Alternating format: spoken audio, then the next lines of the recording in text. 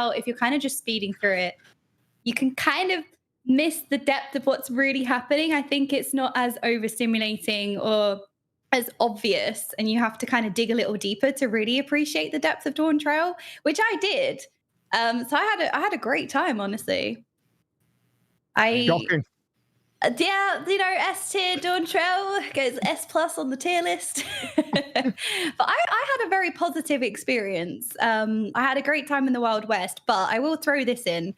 I don't know if I would have had as much of a good time if I wasn't streaming it. Because would I have run around the Wild West with a really cursed South American accent for hours if I was playing by myself? Yeah, probably. But it added a lot to my playthrough.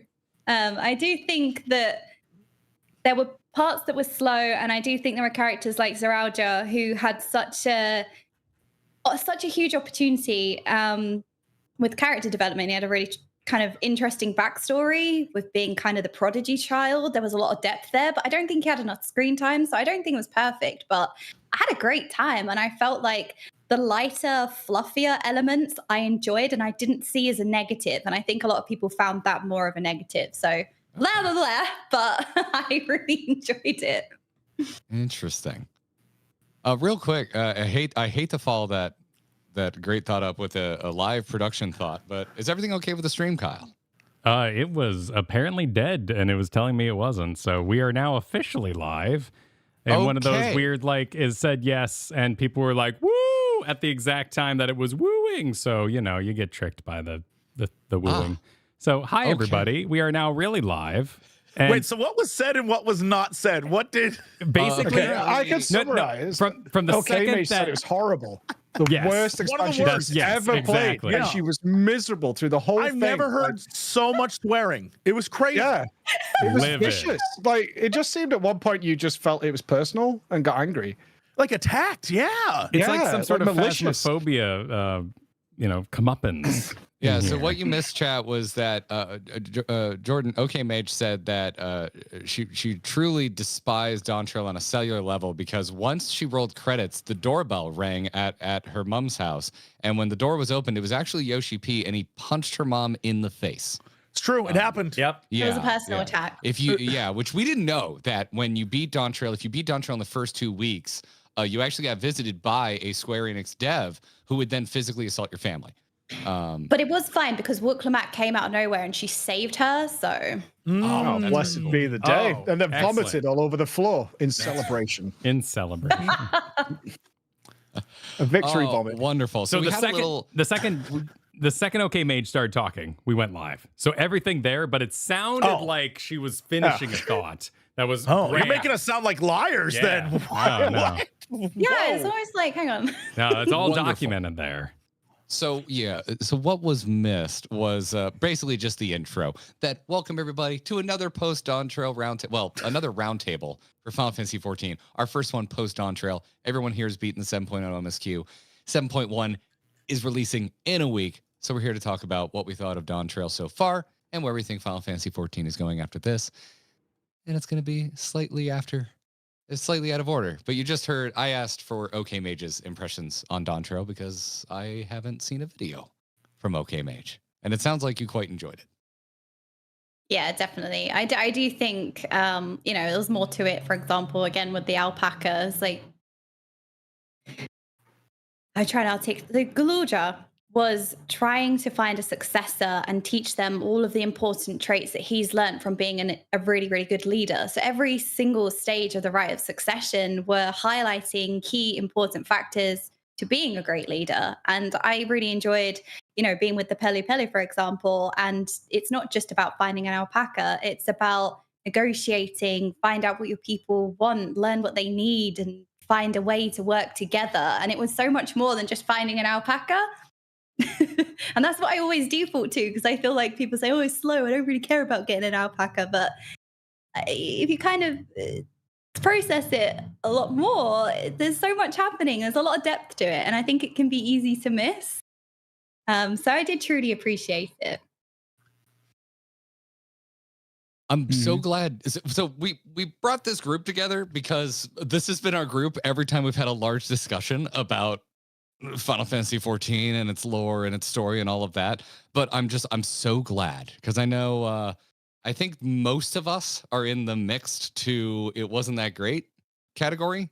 So I'm really stoked just by happy accident that we've got someone here to just be like, I don't know, I thought it was pretty damn good. What's your opinion? You've seen mine, you've seen Jesse's, you've seen Jordan's. Yeah. What's yours? Oh, look at all this. It's your show. You're calling talent. What is your content creation? They know how to bounce it around the table. I would put it second to last place if I were to rank all of Final Fantasy 14 and my enjoyment of it. I would put it above. It's a better Realm Reborn, and it goes above Realm Reborn for me. A Realm Reborn to me is last place. It is just kind of dull. Didn't really grab me. And I would say Dawntrail is a better Realm Reborn. And the compliment I will pay it is that's all I really expected it to be, because it is the start of something new. Okay. Kyle. Is that a shared thought, is it? I found Kyle's his own person. Yes, I am my own person. I mean, I think it was both your videos were highly agreeable. And I found myself wanting a lot more while respecting the seeds they had planted, but it was not a show of deep skill, and I don't think it was an excellent outing for the new kind of writing team we've been introduced to. I think they can grow with it, and I think we're seeing a great changeover in a lot of different properties throughout all video games of new writers getting to take the reins, and I'm down collectively to let them have time to gain that momentum. But ultimately, I never found myself super invested. Outside of the trappings, which, Jesse, I'm going to call you out. You acted all brave in your video. We just watched it. You put this out a while ago.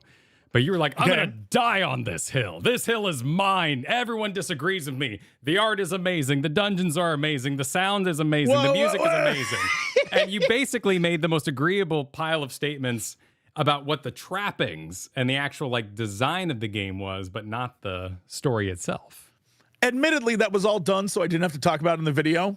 I was like, the music's great, the battles are great, the mechanics are great, the art is great, everything's great about this expansion. I just want to talk to you about the story. I'm not going to talk about any of that stuff. Get over it. That's what that was. It was me just really quickly saying, we're not going to have that talk. And I honestly, every fight I did, I loved all the dungeons. I was like, this is cool as hell. The locations were cool. All of it I liked. The story's the part that I think there's an issue. But the mechanics of what the expansion was, I loved. Yeah. Were you guys surprised by the daddy fight? It was one of the more difficult individual fights I've seen in it. It was cool. Yeah. It was really good. Yeah, it was really good. Tons of mechanics, loads going on. I can't see another MMO putting a fight like that in front of players. That was cool. I've felt that way about multiple boss fights in dungeons as well. I have now, because I wait to do things for the first time with my friend here, Kyle, on stream. So even though we've been done with it for over a week, we're going on 2 weeks now. We've been done since we rolled credits. Our video's not out because I've been sick. Sorry, everybody. But I have run that damn final dungeon in Alexandria probably 20 to 30 times now because it is the most efficient way to cap out my tomes. If I have to run Praetorium one more time, I'm going to go back to World of Warcraft. It is going to happen. I would rather just run Alexandria over and over and over because to me, that's just a more efficient use of my existence on this mortal coil. And I get new players constantly in there who haven't seen it before, and also people who clearly have done it before because they skip right through the cutscenes, and they are dying. They are dying left and right. People just keep dying in that dungeon, and I kind of love it. It's kind of great. There was so many headlines from the usual video game news blog suspects of is Dawntrail too hard that by the time I actually got to the difficult stuff, I was just so bored of that conversation. Because I don't think it is too hard, but it is a statement. The difficulty that they placed multiple of these encounters at And I'm so glad you brought up the daddy fight preach, because I was shocked. Like they usually make them. They do have the obviously you can turn it down if you fail. Yeah. But I was like, this is cool. While I was doing it, I was like, I'm really engaged with this. Like it was like the Ranjit fight in Shadowbringers. You know, it had that feeling to it.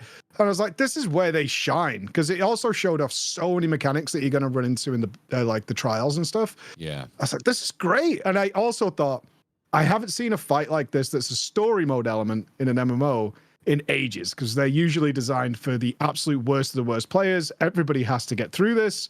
We're not going to give you any form of challenge while leveling at all. And I was like, this is awesome. I'm having such a good time as somebody. I was fully engaged in a piece of combat, which in Dawntrail is not easy to do. You know, I don't think I attacked a mob for like 8 hours. I'm like, and then it was like, kill one mob. And I'm like, oh, Jesus Christ. Like, this is. Yeah, it was a while. It was a long time. I was like, oh, fuck me. A lot of story. I like forgot until I've been recently dipping my toe back in the World of Warcraft after probably the longest break in my life from World of Warcraft. I've taken a pretty long break before this, but this has got to be the biggest one. I just forgot how it's just constant murder, hand in, murder, hand in, with some exceptions in there. But when you come back and you play something like Dawntrail, which I think is consistent with pretty much every other MSQ leading up to this point, there's just not a ton of combat. Even when they make us go out and have like a kill quest, you kill like 3 things in a purple circle and you move on. It's not like World of Warcraft where it's like get 12 of these, 20 of that, this, that, and the other. So to me, it's like never been like that. Should it be? Maybe. I don't know. I'm not sure how deep I want to go into that conversation, but I will say I think Dawntrail's at its best when it remembers it's a video game and it does video game things. Like, this is an important story or moment in the story that involves combat. Let's actually you're gonna go and fight it, because even the Wuk Lamat solo duty where you fight Bakul Jaja, I also thought was engaging and well done. And even though like I don't play a warrior, I'm not familiar with that kit, and I don't even know how accurate it is to actually playing a warrior. It was enough to wrap my head around, and I thought it had interesting mechanics and phase changes. And I definitely agree with you on the Bakul Jaja fight or Gulul Jaja fight, with like this added layer of one of my mini arcs in my public enjoyment of Final Fantasy 14 has been hating solo duties less and less. It was like one of my least favorite things in Final Fantasy 14, like in Realm Reborn up through. And then when we got to Endwalker, I was like, oh crap, they're actually doing some pretty cool things with solo duties here. And so I see what's happening in Dawntrail and the quality of its solo duties as a natural increase of what I see as an increase in quality. It's become one of their strengths. It's one of their best storytelling tools because they can have you lose in there as well. Like, and it's fine. It's totally fine. You know, they can have you get killed. They can have the fight stopped. They can make it fun. They can give you a feeling of like going back to the Ranjit one, of hopelessness. Even though you're trying really hard, you're just not getting where you need to be. I love this. I think it's their biggest strength right now is the solo duties in general, because they've used them for combat and proper storytelling at the same time. Like even in the, I forget the expansion now, where you inhabit the body of the soldier and you've got to get back to your own body, but you have this sort of time limit that doesn't really exist, but it exists in your mind that, you know, they're going to kill one of the Scions using your body. And you're like, oh my God, Yeah, this is... Endwalker, I think. Yeah, the pressure that was on you was so good. Into the cold, out from the cold. What a fantastic bit of storytelling and gameplay at the same time. Yeah, that was our first in-person stream too, Kyle and me. We played that in the same room together, and so that was like particularly a hype memory from Endwalker. But this is all well and dandy. But I do want to know how it felt for you in the moment, because we had the most bizarre experience. Dawntrail comes out. Everyone's like, take 2 weeks. You're 2 weeks. We want 2 weeks for spoiler reasons. So we're like, cool, we're going to do summer vacation. We go. Both Garrett and I check out of the planet. And we come back.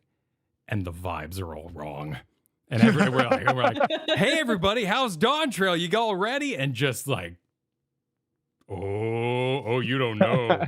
Oh, you don't know. So, you remember when we were young with social media and you saw It's Complicated on MySpace or Facebook and that meant something to you and that impacted you and your soul.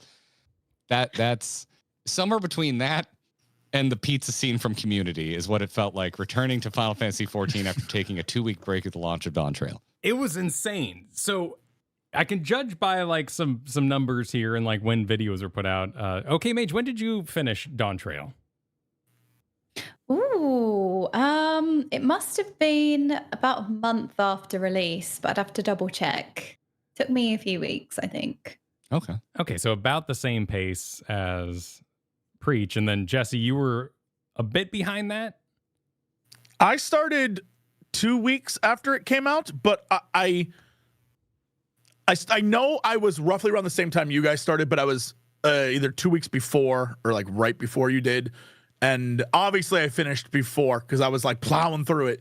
But yeah, I was late to the show too. I muted going in, just like with everything I'm interested in, I just mute all social media related to it. And I'm like, all right, let's go. And then when it's done, I'm like, all right, let's see what the world thought. Mine version of this was, I was like, can't wait, baby, this will be so much fun. When I completed it, I was like, all right, I have lots of thoughts. I wonder what the internet thinks. And I was like, oh, I shouldn't have done that. Oh. Yeah. I think my first stream when I turned on, I was like, right, we're going. And then I went, I know mixed is the thing. And that is what I knew going in, but I don't care. I'm going to make my own opinion. We're going to, and everyone kept silent. But what I did notice that was really different, there was no excitement. You know, you're expressing your thoughts about what's going to happen here, where it's going. What I did not see and really was noticeable was the Pepe laughs, or like streamer doesn't know, or like, oh, you like that character? You know, that kind of thing. Or there's some anticipation. I think the anticipation wasn't there for literally anything that was going to happen. Because I'm like, oh, we know that like the city's coming. We've seen it in the trailers. We know that's going to happen. And I was like, yeah, it's coming. And I was like, oh, okay. I noticed that as well. There wasn't as many pause, champ, holds. The anticipation, as you were saying, was missing. And it also didn't feel like there were any moments, those impactful moments which you see in the MSQ, you know, like 5.0, 5.3 to this classic examples. There weren't really those moments that people were interested in. I did feel like the interest wasn't quite there as much. Yeah, it wasn't like Amarok, right? Like going to Amarok, I just remember the whole like experience of that being so overwhelming because I didn't know what was going on and everyone's losing their minds. Like, it's happening. Oh my God, it's happening. And I'm like, you're going through like a really standard, like, it's a coral cave. It's a coral cave. Yeah, it's not even cave. a particularly pretty coral cave. Yeah. Like, why are we so excited?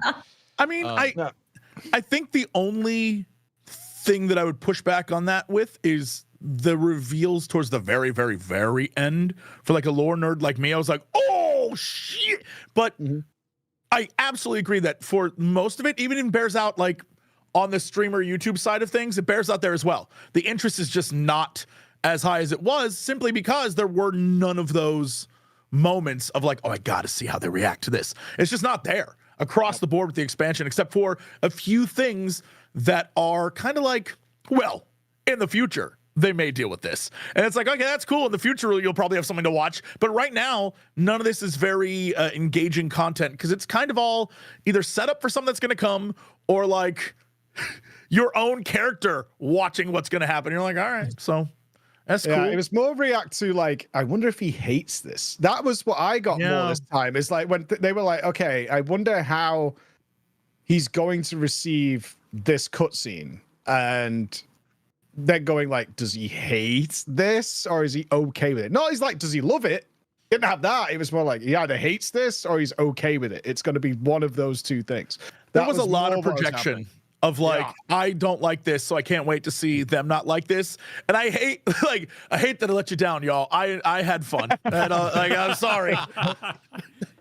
There was one moment that was highly anticipated, though. There was a moment that a lot of people wanted to see people's reactions to, which involved, you know, a smile in a train. Oh, yeah, there was a train. It's one of the craziest things I've ever seen in my entire life. It's hilarious. I can't get over how funny it is.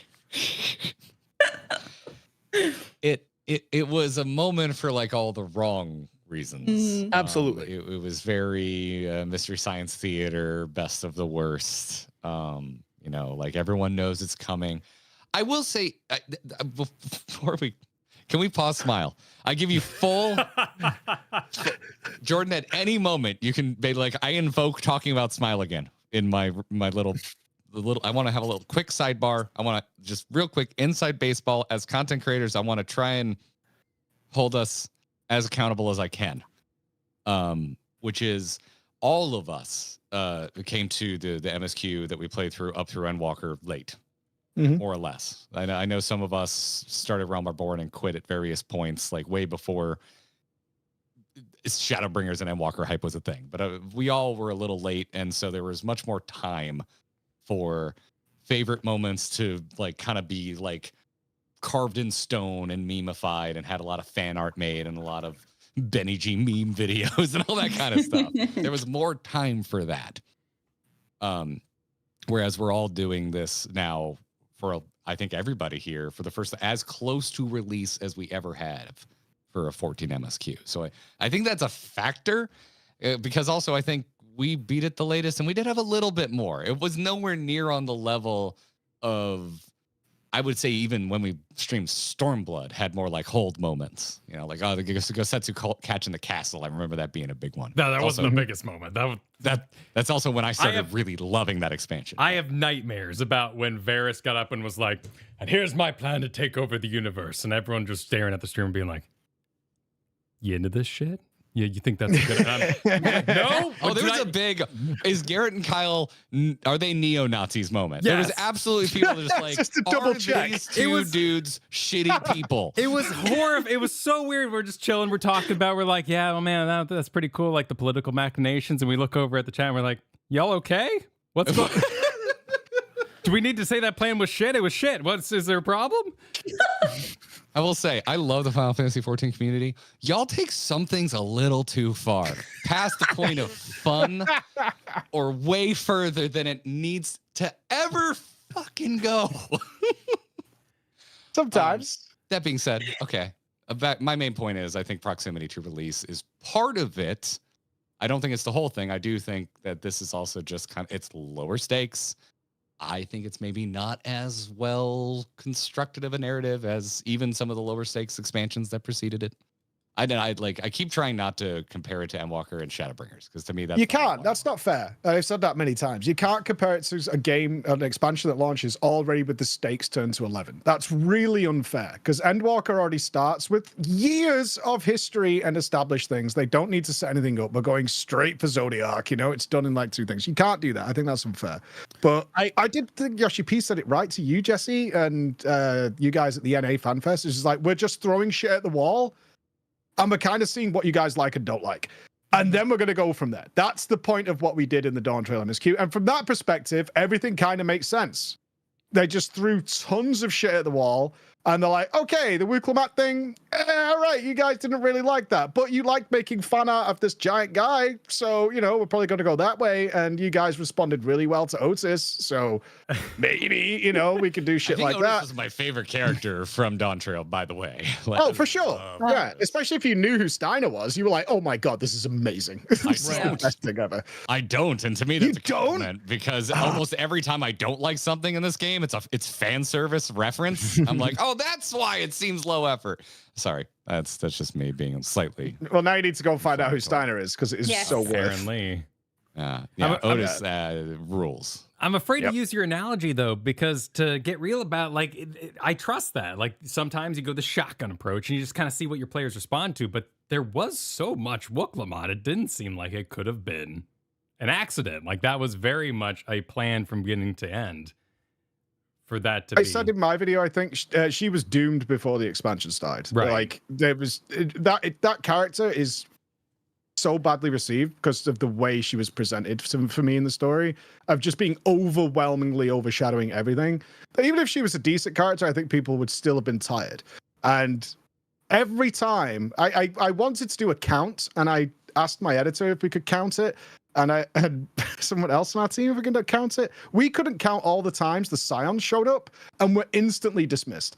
And it became hilarious to me. Is like, oh, you remember these guys? And it was like, yeah, well, they're going to go away immediately, or they're going to stand with the alpacas, and Wuk Lamat's coming with you. And they had to do it like every quest.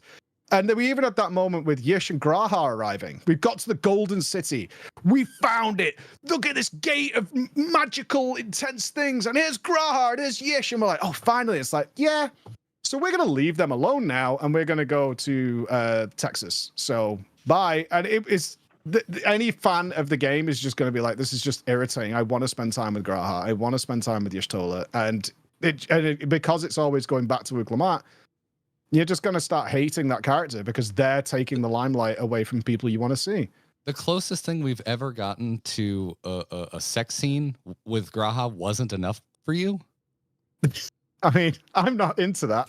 That boat ride was the most romantic thing I've ever seen. No, in it's Final not. Fantasy 14. He ruined the mood. That was 100% a kiss on the boat. I'm not trying to slam Graha.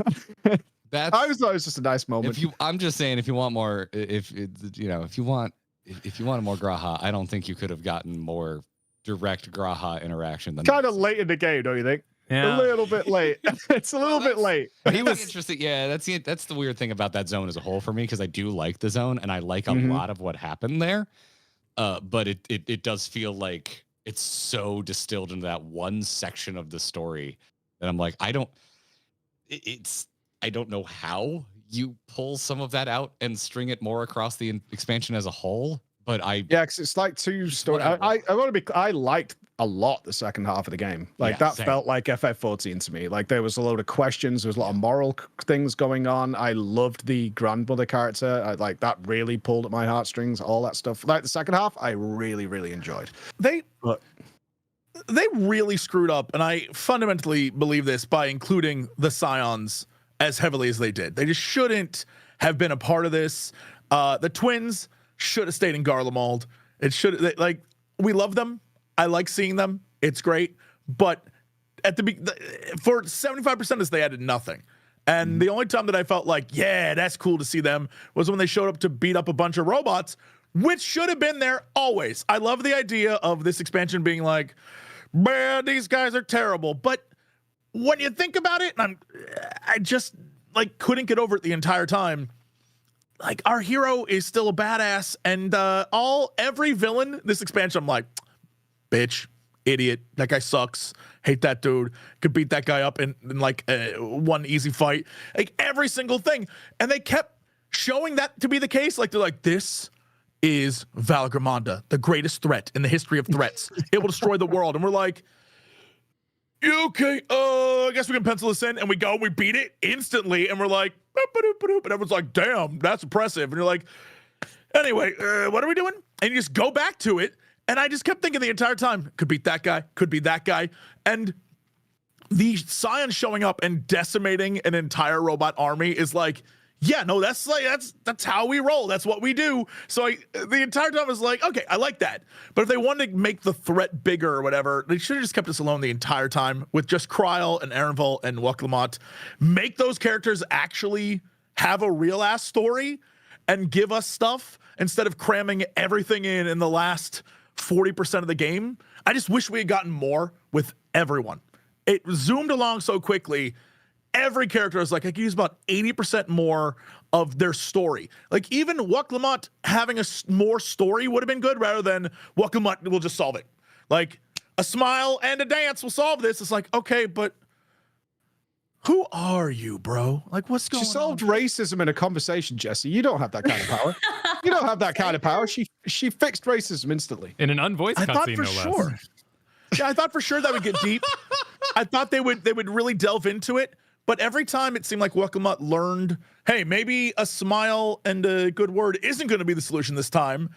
It immediately was. So you're like, okay, all right, Wookie D Lumpy or whatever the hell the damn One Piece is. Like, I just wanted a little bit more. Monkey D Luffy. Yeah. Well done. Okay, well done. right. We got there. We got there. All right, let's drill down on Wuk Lamat for like just one more second, because like overall, I like Wuk Lamat. Like, I rather enjoyed the character. I like the just kind of the positive vibes. And the whole time I was just kind of being like pretty early on, my headcanon was like, oh yeah, we're here to not involve ourselves and to kind of just be a guiding hand because of everything that was revealed in Endwalker. Just like, hey, this is who Azem was. Azem traveled around, meeting all different walks of life, learning about their plight, and inspiring more heroes to pop up around everywhere that they traveled.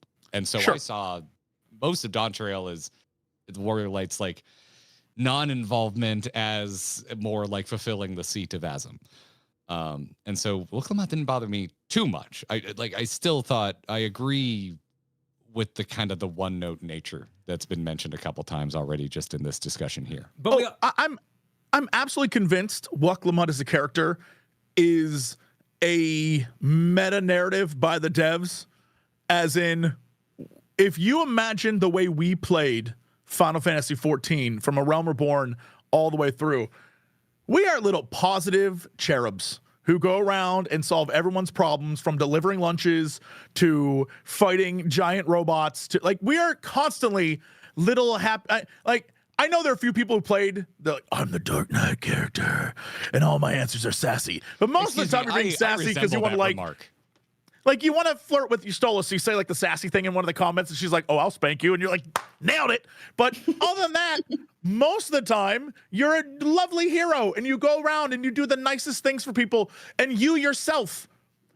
And like, there's literally a quest line in Endwalker that's like, you know that racist hatred between the Beast Tribes and Laminsa?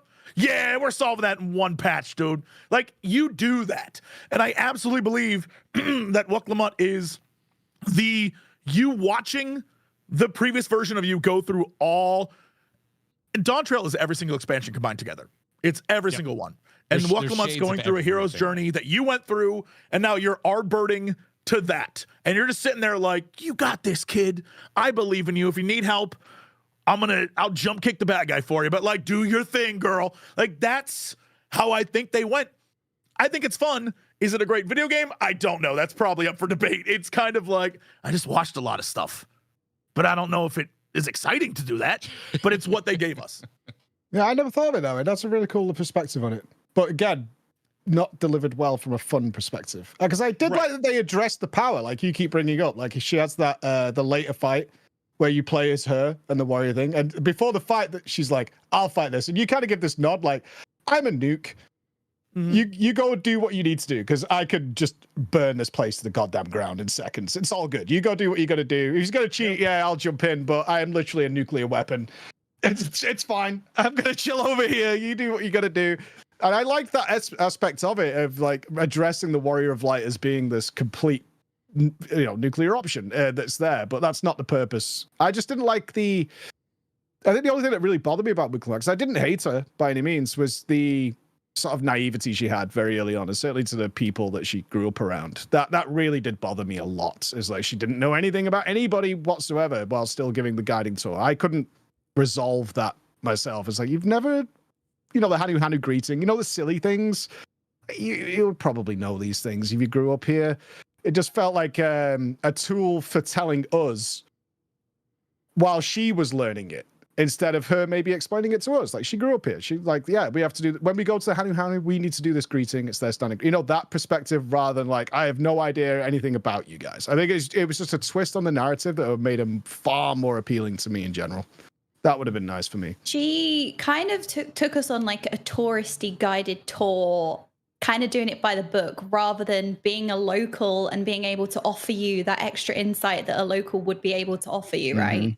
That's what I would have loved. So it's like, yeah, let's go and meet these people. And then she learns more about them, because she's got the like public persona of them, the facade that you meet when you meet people temporarily. You always get like the best up front usually, but the deeper stuff, that's what you find out once you get there. It's like, let's go see the Hanu. They're really fun. They have these traditional things.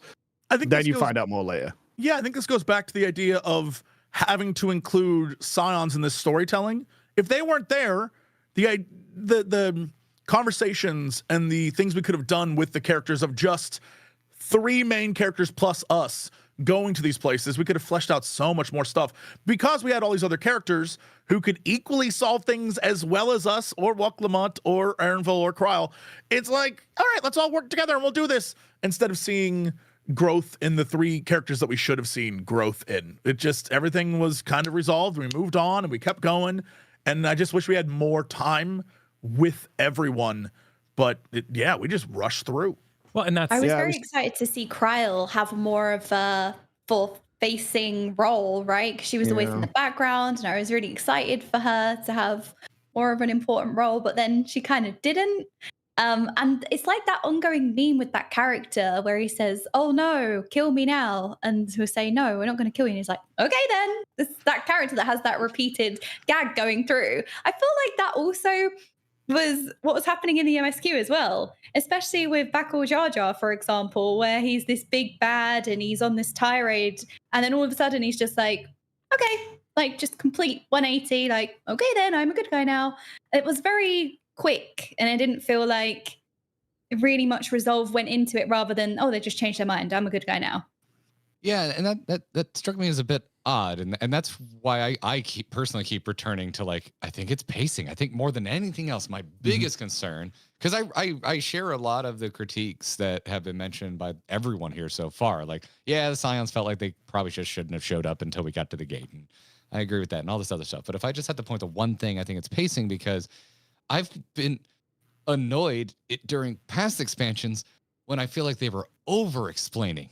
Where characters I felt like were just standing on a stage by themselves, figuratively, and saying exactly how they feel over multiple paragraphs. And I was just like, yeah, no, I already got this game. We can move on. We don't need to have a monologue. But I would have liked a little bit more out of Bakul Jar Jar. That's a great example. Do you think that's something that was added over time, the explaining? Because I recently I've been playing back, trying to make videos over, like, this is what happened in the previous expansions. And so I've been playing back through A Realm Reborn and Heavensborn, doing all this stuff over again. And even in, I know I always like crap on A Realm Reborn as just being like, it's whatever. But even some of Heavensward, a lot of it is like, yeah, we're just gonna move on from this and do something else. Like, I feel like people keep forgetting they just dropped the whole assassination subplot. That thing, the bad guy shows up and is like, actually, it wasn't even an I'm actually a good guy. So, like, okay, and everyone's like, what? And then we move on from. I don't even remember that. When not Lola, well, no, the guys Lola Rito, whoever shows up and is like, oh yes, no, we didn't even kill her. She was sleeping. It's totally chill, dude. Oh, you mean Nanamo? Yes, yeah. Yeah, I think that was dead. Yeah, this is because they're cowards. That's right, fun response, right? They were like, yeah, we hate this. And I was like, interesting. I think because it's been so long that people think of the overarching story, which is very good, but there's a lot of Heavensward that's kind of jank. And I'm like, interesting. And then Stormblood has a lot of jank elements too. It isn't really until Shadowbringers and Endwalker that they like, these are the things we're pulling and we're putting them together, and now we're going to just give you a lot of information to fill in some blanks. And I wonder if that's kind of the vibe here, where they're like, spray, and then as we go on, we'll pull, and then hopefully we'll have a new story arc you love in X number of years. Mm-hmm. That's the impression I absolutely got. I can see next patch is probably Wuk Lamat is over there for a while. And then we're going to focus on something else, like a Golden City, what we're going to find out is on the other side. They're going to focus on this stuff, because I think all of us were like, oh, the Golden City, we're here. I don't know how blue balls you guys felt when it was like, okay, we're just going to ignore this now completely. I was like, this is insane. A little bit. This is totally insane. I didn't think it was that. I was kind of expecting it, because I'm like, well, this is the end of the right, and so we're going to have a coordinate. I knew there was going to be a coronation. Like, we weren't gonna, and I've played this game. We got back from Elpis in Endwalker, and they're like, you want to spend 3 hours dispensing Loporits with a 5-minute music loop that will drive you slowly insane, and also no one you talk to gives a flying shit that you just time traveled and confirmed that you're in a closed time loop? No, I'm used to Final Fantasy 14 just being like, pacing? Who gives a shit? So I was used to that. But also I respectfully agree with all your points, Jesse. However, you missed the greatest dangling just who gives a shit plot thread. Just we forgot about this of all time, which is in the greatest MMO expansion of all time, which is in Shadowbringers. We ever gonna touch on the fact that Xenos was like chilling in his chair in his new cosplay that he doesn't even wear in Endwalker, and goes, Did Emmett somehow find a way? Are we ever gonna go back to that and find out what he was talking about? Why was Xenos even having visions of the final days in the first place? They never go back and explain any of that. I think it's the same reason that this expansion is like, hey, we're gonna base a lot of the end of this on some lore that was written down in a note that you can find if you did the Alola or whatever, like the island missions, and it's going to connect with you if you read that.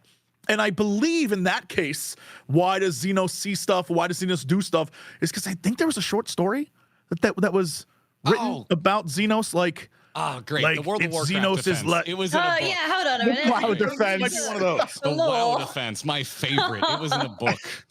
Yeah, but really what it is it's, I believe it's the Echo, and I think that's what they wanted you to assume.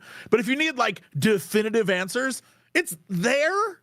Just like again in Dawntrail, where they were like, yeah, the Malalas.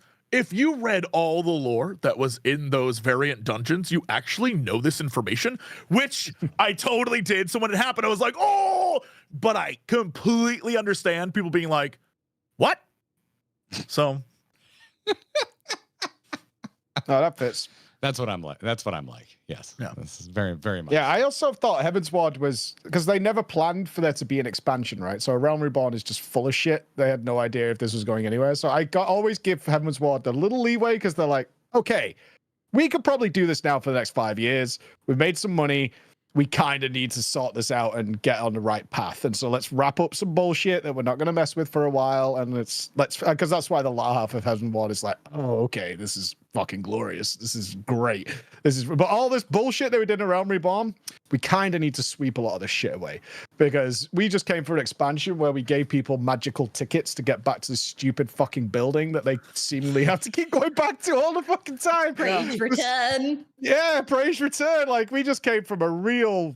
The fact that this works is a miracle, right? That's always what I look at with A Realm Reborn. And when, Yoshi P even responds like, oh my God, that fucking game, you know what I mean? Like, the fact that it even existed is a miracle. And Heavensward's like, all right, we're going to keep going, and we're going to keep going for a long ass time. So we need to really tighten the screws up on this one and make it work. Yeah. And that's what I kind of like those weird things sometimes too, though, because they be like, even though they were received in a negative light when they were like new and current and something everyone was like quote unquote struggling with, like the tickets to Vesper Bay, eventually it becomes like a bonding pact, like, oh, we all went through this, and that's why people say pray return and we all have a giggle. And so I hope that happens with a lot of the oddities of Dawntrail going forward, because I don't think the entire thing is just this pile, which some folks on the internet make it out to be. But do you foresee anything that happened in Dawntrail? And I really do hope this happens. And I can't remember because I made that video so long ago, that there are things that have happened in Dawntrail that right now we're kind of like, whatever. But in a few years' time, we're like, oh, it was so good.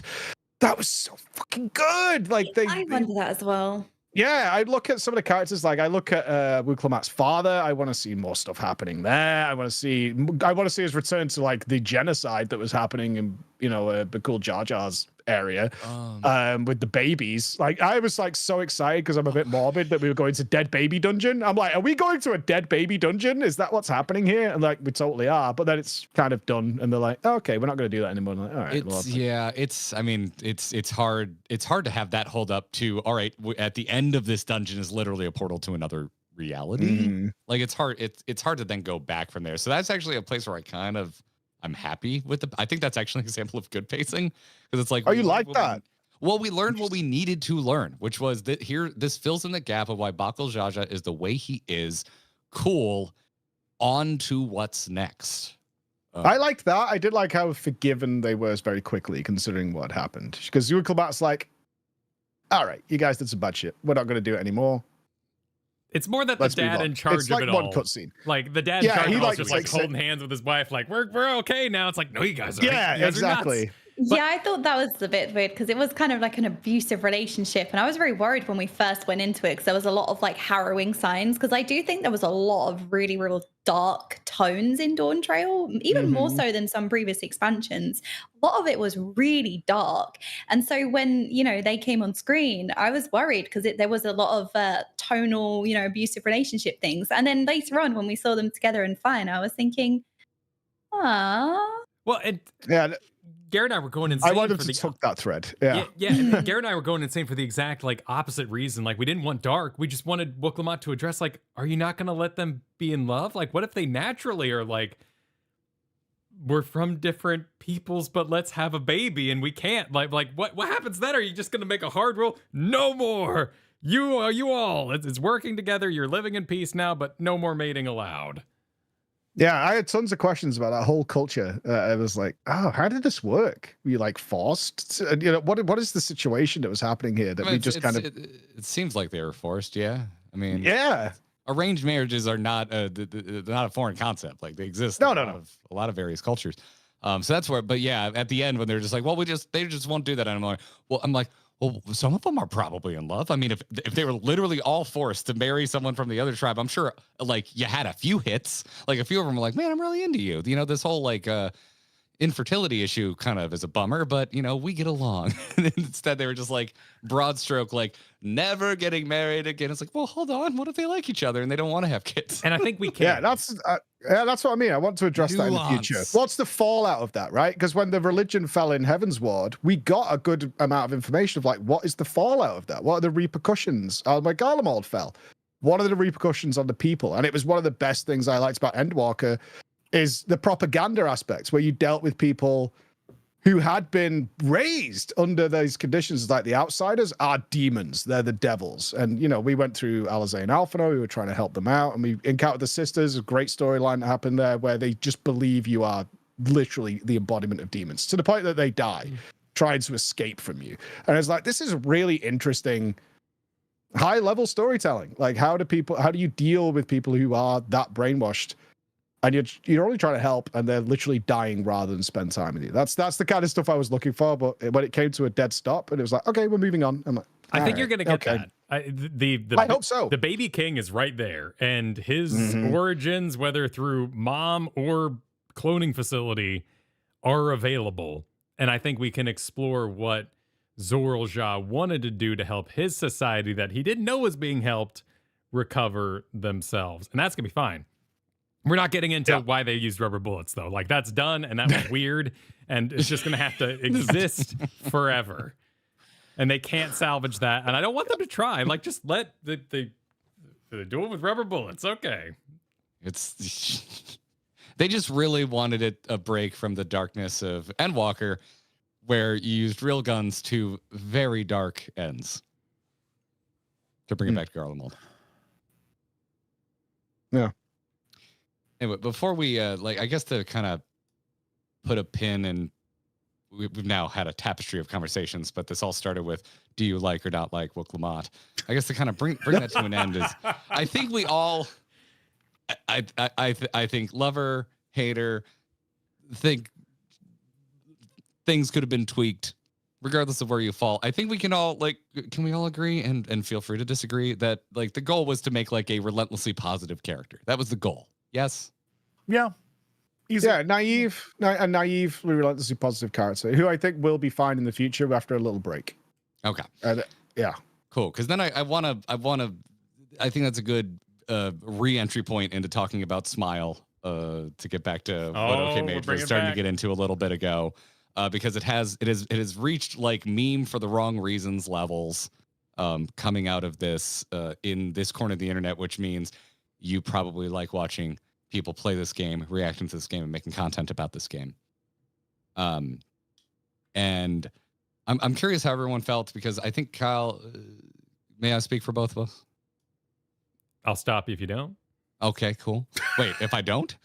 If you don't, Okay, you I'll better already be speak. stopped, but I okay. stand by what I've Thank said. you. I think we fell on the page of like the song is actually kind of a bop, and just that one sequence where it just needle drops into the train building sequence was very strange. It is the reaction to it is a perfect summation for the entire vibe of the expansion. It's just like a relentlessly positive song and a relentlessly positive expansion with a relentlessly positive main character. And if that's not your vibe, you're just not going to like it ever. And there's no point trying to convince anyone that it's good or not, like as a song. It doesn't matter. And then the fact that it's used in an incredibly insane place in this expansion, the coronation, great, super fun, fine. The end of the expansion, yeah, okay. But putting it in We're Building a Bomb there's so much music to choose from. So much like, team, we're coming together, we're doing stuff. They have countless versions of that song. But they were like, building a bomb, and in the background, smile. It's crazy to me that is a choice they made. I do not understand it. I don't know what was going on there. But I get it because everyone's coming together to build the train, to get into the thing and save the people. I get that. But boy, is that, imagine if someone just wants to do this, go back to all the moments throughout all of Final Fantasy XIV. We're building the Talos. Smile, like all the different things that occur, it fits in none of those scenarios. And I don't know why they decided to put it here too. I don't get it. I never will. But that's not a music problem. That's not a character problem. That is literally a directorial problem that they just decided that's what they're going to do. And it makes no sense to me. It's distracting. Yeah. It's so distracting when it happens because it's all you can think about. Regardless of what's happening on the screen, you're like, what is this? And why is... I just came back from Disney 2 days ago and their stuff isn't as positive. And I was shocked. I was like, oh, it's like a Disney song. And then I watched like the fireworks display at Magic Kingdom. I watched Fantasmic, and I was like, this is less positive than Smile. Like, it's really dark in places. I was shocked. It was distraction. Some of the Lion King music, and maybe that's just because Wuk Lamat's a lion, but some of the Lion King music is very much of the same vein. Yeah, it's just what like we was doing because I was like, woo, because I'm such a Disney kid and a theatre kid and relentlessly positive. So I loved it. I actually forgot what we was doing. I was like, yeah, woo, trains. And then we're building a bomb. Yeah, this scene is building a bomb. Choo choo. I was like, choo choo. We're going on a journey. Okay, it's like Disney. We're gonna go on like a tour of the theme park. And then I was like, wait, hold on a minute. It's a bomb. Oh. So wait, did that happen there, or because now I have to know, like, where did OK Mage go? Now hang on a minute, because we've had like the fight and like, who are we? Are we a mentor? We've had Jesse did a phenomenal one in his video, which I was just cheering about like Zoral Ja only getting like cut off from his victory right there before he goes in the time portal and jumps 30. Oh yeah, it was agreeable. I was cheering. I was like, yeah. I'm pretty agreeable sometimes. That's 30 true. years of being mad about that one thing that happened. Absolutely. That could drive anyone insane. So where did OK Mage go? Now, wait a minute. That's not right. Probably how we've mentioned it before, but how quickly characters that are so driven being one way. I think Bakul Jar Jar being a good example. Relentlessly displaying all of these traits and this pressure. And I know he went through a journey. I do appreciate his journey. I just didn't think it was enough to warrant the turnover of just completely 180ing. And I think a couple of different characters did that a little bit. And also, I think when we was in the Wild West, we weren't in there for very long. And I added time when I was playing. But really, nothing... We may as well have not really gone there because it was kind of like a side quest and they created all this potential and Astinian comes in and then we leave. And it was moments like that where it didn't feel enough and rushed that I kind of was like, okay, well, we're moving on to the next thing. But like I said, I'm very relentlessly positive Disney kid. So I think all of the light and fluffy elements to Dawntrail, I liked it for. So that's why I had fun playing. Yeah, it's probably later on where I was a bit like, this is a bit too quick. We got over this very quick. I realized I was mistaken, and I just want to correct myself here. I said we shouldn't have had the Scions in this expansion. I was wrong. I request more Stinian all the time. If we could just constantly have a Stinian around, please and thank you. He's always that man. demoting you from the main character. In my Heavensward arc, all I learned was that I was slowly demoted from main character by Stinian, and he comes in. I love a Stinian. He's just like, I'm the main character. This is about me. And everyone's all for it. He's really we are his retainer. That's actually our role. So going into Dawntrail, it's fine not being the main character because we haven't been the main character since Heavensward. At the very least, Stinian should have been jumped sheriff. a building.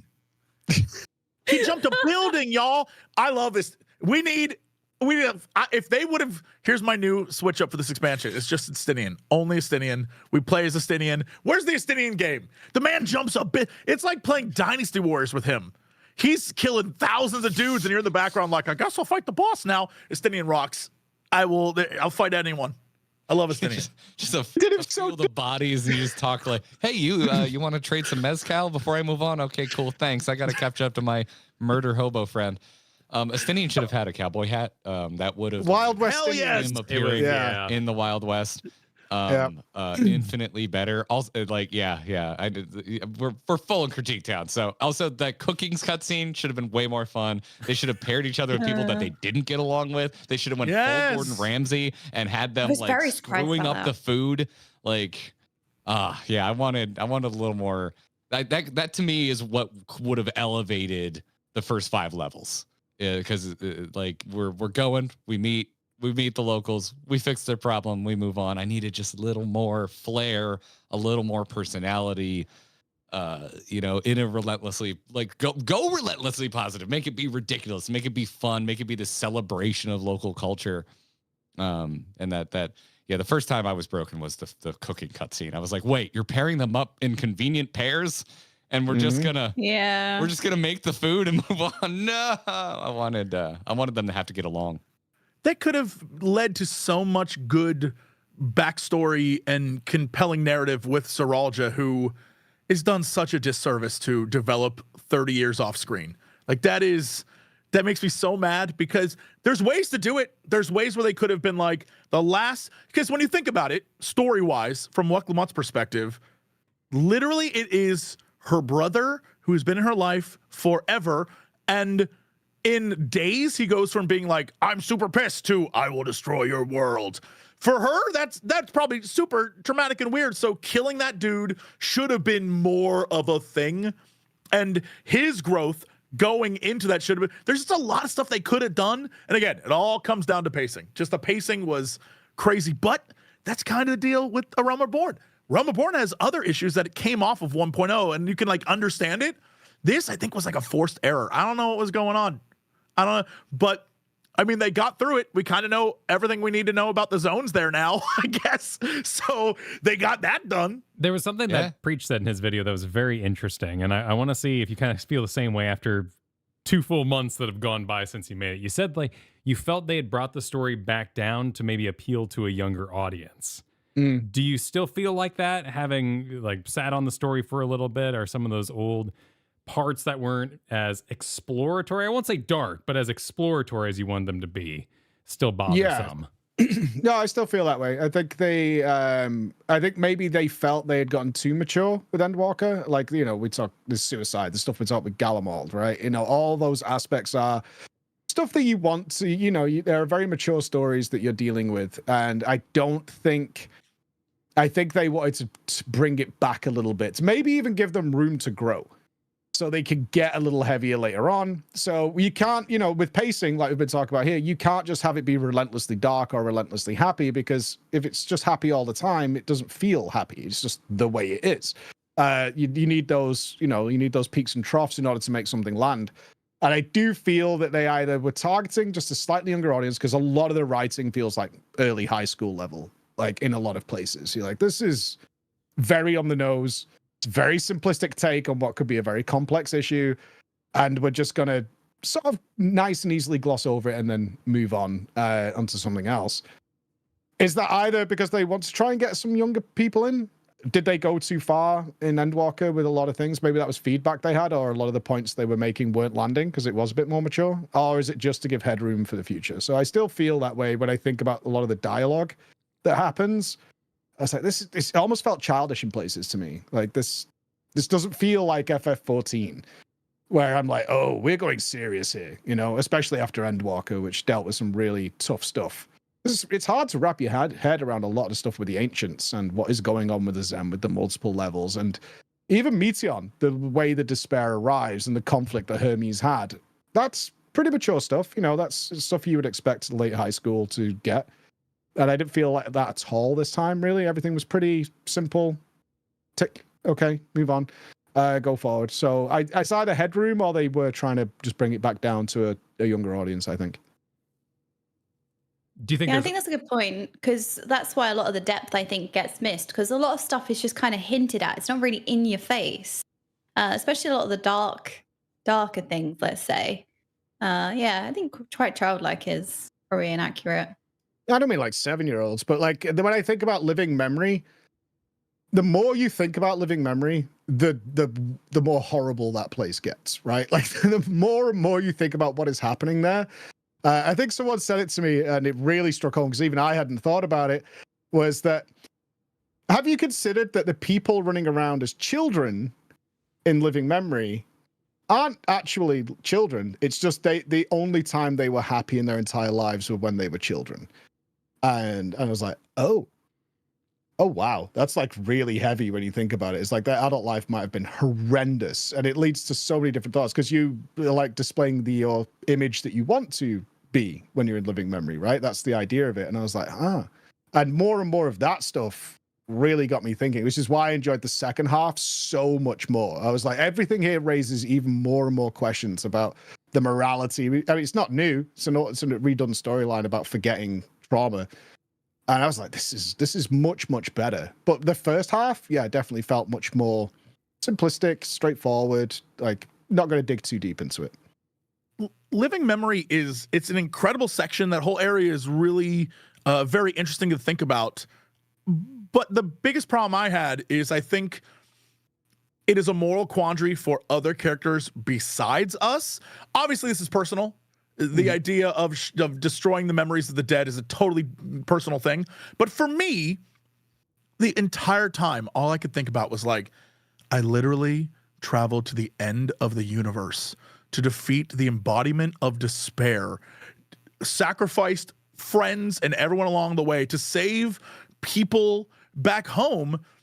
And Sfien's trying to do roughly the exact same thing, kill everyone I know and love. There is not a part of me that wasn't like, shut it down. Let's go. Let's just shut this whole, like, I don't care about you, Sfien. If you're going to kill my friends that I just got done saving, lady, nah, we're shutting you down. We're shutting this whole thing down. Everyone dies. Like the idea of like, well, they're just memories. I get it can be a personal thing, like letting go. And for Kryl and Erenville stuff, that is clearly their story. For Wuk Lamat and Sfien having become friends and Wuk Lamat having, but for little JC in that moment, I was like, nah, dude, this place is trash. Burn it down. I was like, I have no patience for this. And it's kind of how I feel with every moral quandary now. Like, you gave me the end of literal everything. And I'm like, none of y'all affect me anymore. Like, emotionally, I am guarded against all your attempts to trick me, because I watched all my friends die. And then I watched two dudes from the past come back and be like, we're going to be sassy for 5 minutes. All right. I was like, this is the greatest thing I've ever seen. You can't trick me anymore. Just because, like, Erenville's mom is hot. It's not happening. I refuse to give in to this. I'm like, I am shielded against all forms of, like, pain now. You broke me down. I cried on stream, and now I'm back. Let's do this shit. And I was unfazed. I was like, you can't get me, game. Anybody have issues with shutting down living memory? Like, I did feel there was no stakes. Like, yeah, obviously this needs to shut down. It's not even a question. To a certain degree, yeah, and just as a from a meta narrative, as a lover of MMOs and as a lover of MMO zones, because that zone straight up looks like ass now. Like I went back there to go get my ether current, and it is ugly. It is not a fun place to be. And it's one of my biggest compliments to Dawntrail. I respect the crap out of the decision to make such a cool looking zone. That's very cool. Yeah. I think that's awesome. They made us be an Ascian. We got to like live up to our Ascian roots and say, I don't consider you to be truly alive, so I'm going along with this fucking plan. Yo, I didn't even think about that. Now, that's very cool. It's kind of awesome. And if the Warrior of Light was a voiced character, I think it would have leaned more into that callback. Hell, we probably would have quoted. I guess they do give us options for dialogue choices every once in a while, and I am a little bit disappointed. There no point was there a direct Emmett quote. Yeah, the fact that they did not, you just blew my whole, the fact that they did not acknowledge how similar that is to Emmett being like, you're not even real people. That's how I felt about everyone that was like, you're not real people. Shut it down. Holy, you just blew my mind. Over here. There's so many callbacks to Shadowbringers in the end of Dawntrail. Sphene and Wuk during the trial at the very end when Sphene is making Wuk Lamat promise her to remember. I'm like, the Sphene is Wuk Lamat's Emmett Selk. Like this is just a mirror. We're doing the Azem thing. We're making new heroes, and they're gonna have similar foundations to the Warrior of Light. And I thought it was really cool. Yeah. I hope we get more time with Sphene or a different version of her. I kind of want to know what the original was like and how much they changed that character over the years to modify the program a little bit to work to their bias. Like, that's the stuff I really hope we explore in the future, assuming we're going there, which it looks like we are. Oh, that's really cool. Like the idea that the more you delete of yourself, the less of you there is, and is there a backup for that? I mean, there was the scene too where the Solution 9 was under attack, and the guy, it was just some guy, he's stumbling out, he's like, oh, and I'm blown away by my own headcanon here, like how crazy messed up to walk into a room full of dead bodies and you have no idea who they are. And maybe they're in your house because your memories are being deleted. Like the concept, it was almost like Dark in concept, but not in execution. And so you had to bring your own darkness to bear to make it messed up. Yeah, you had to expand on it and be like, oh no, this is really bad, actually. Like, when I think about it, this is so much worse than it appears and how it's being presented if you really dig into it. And because they based it on Dagger, that's why I was like, she's a program.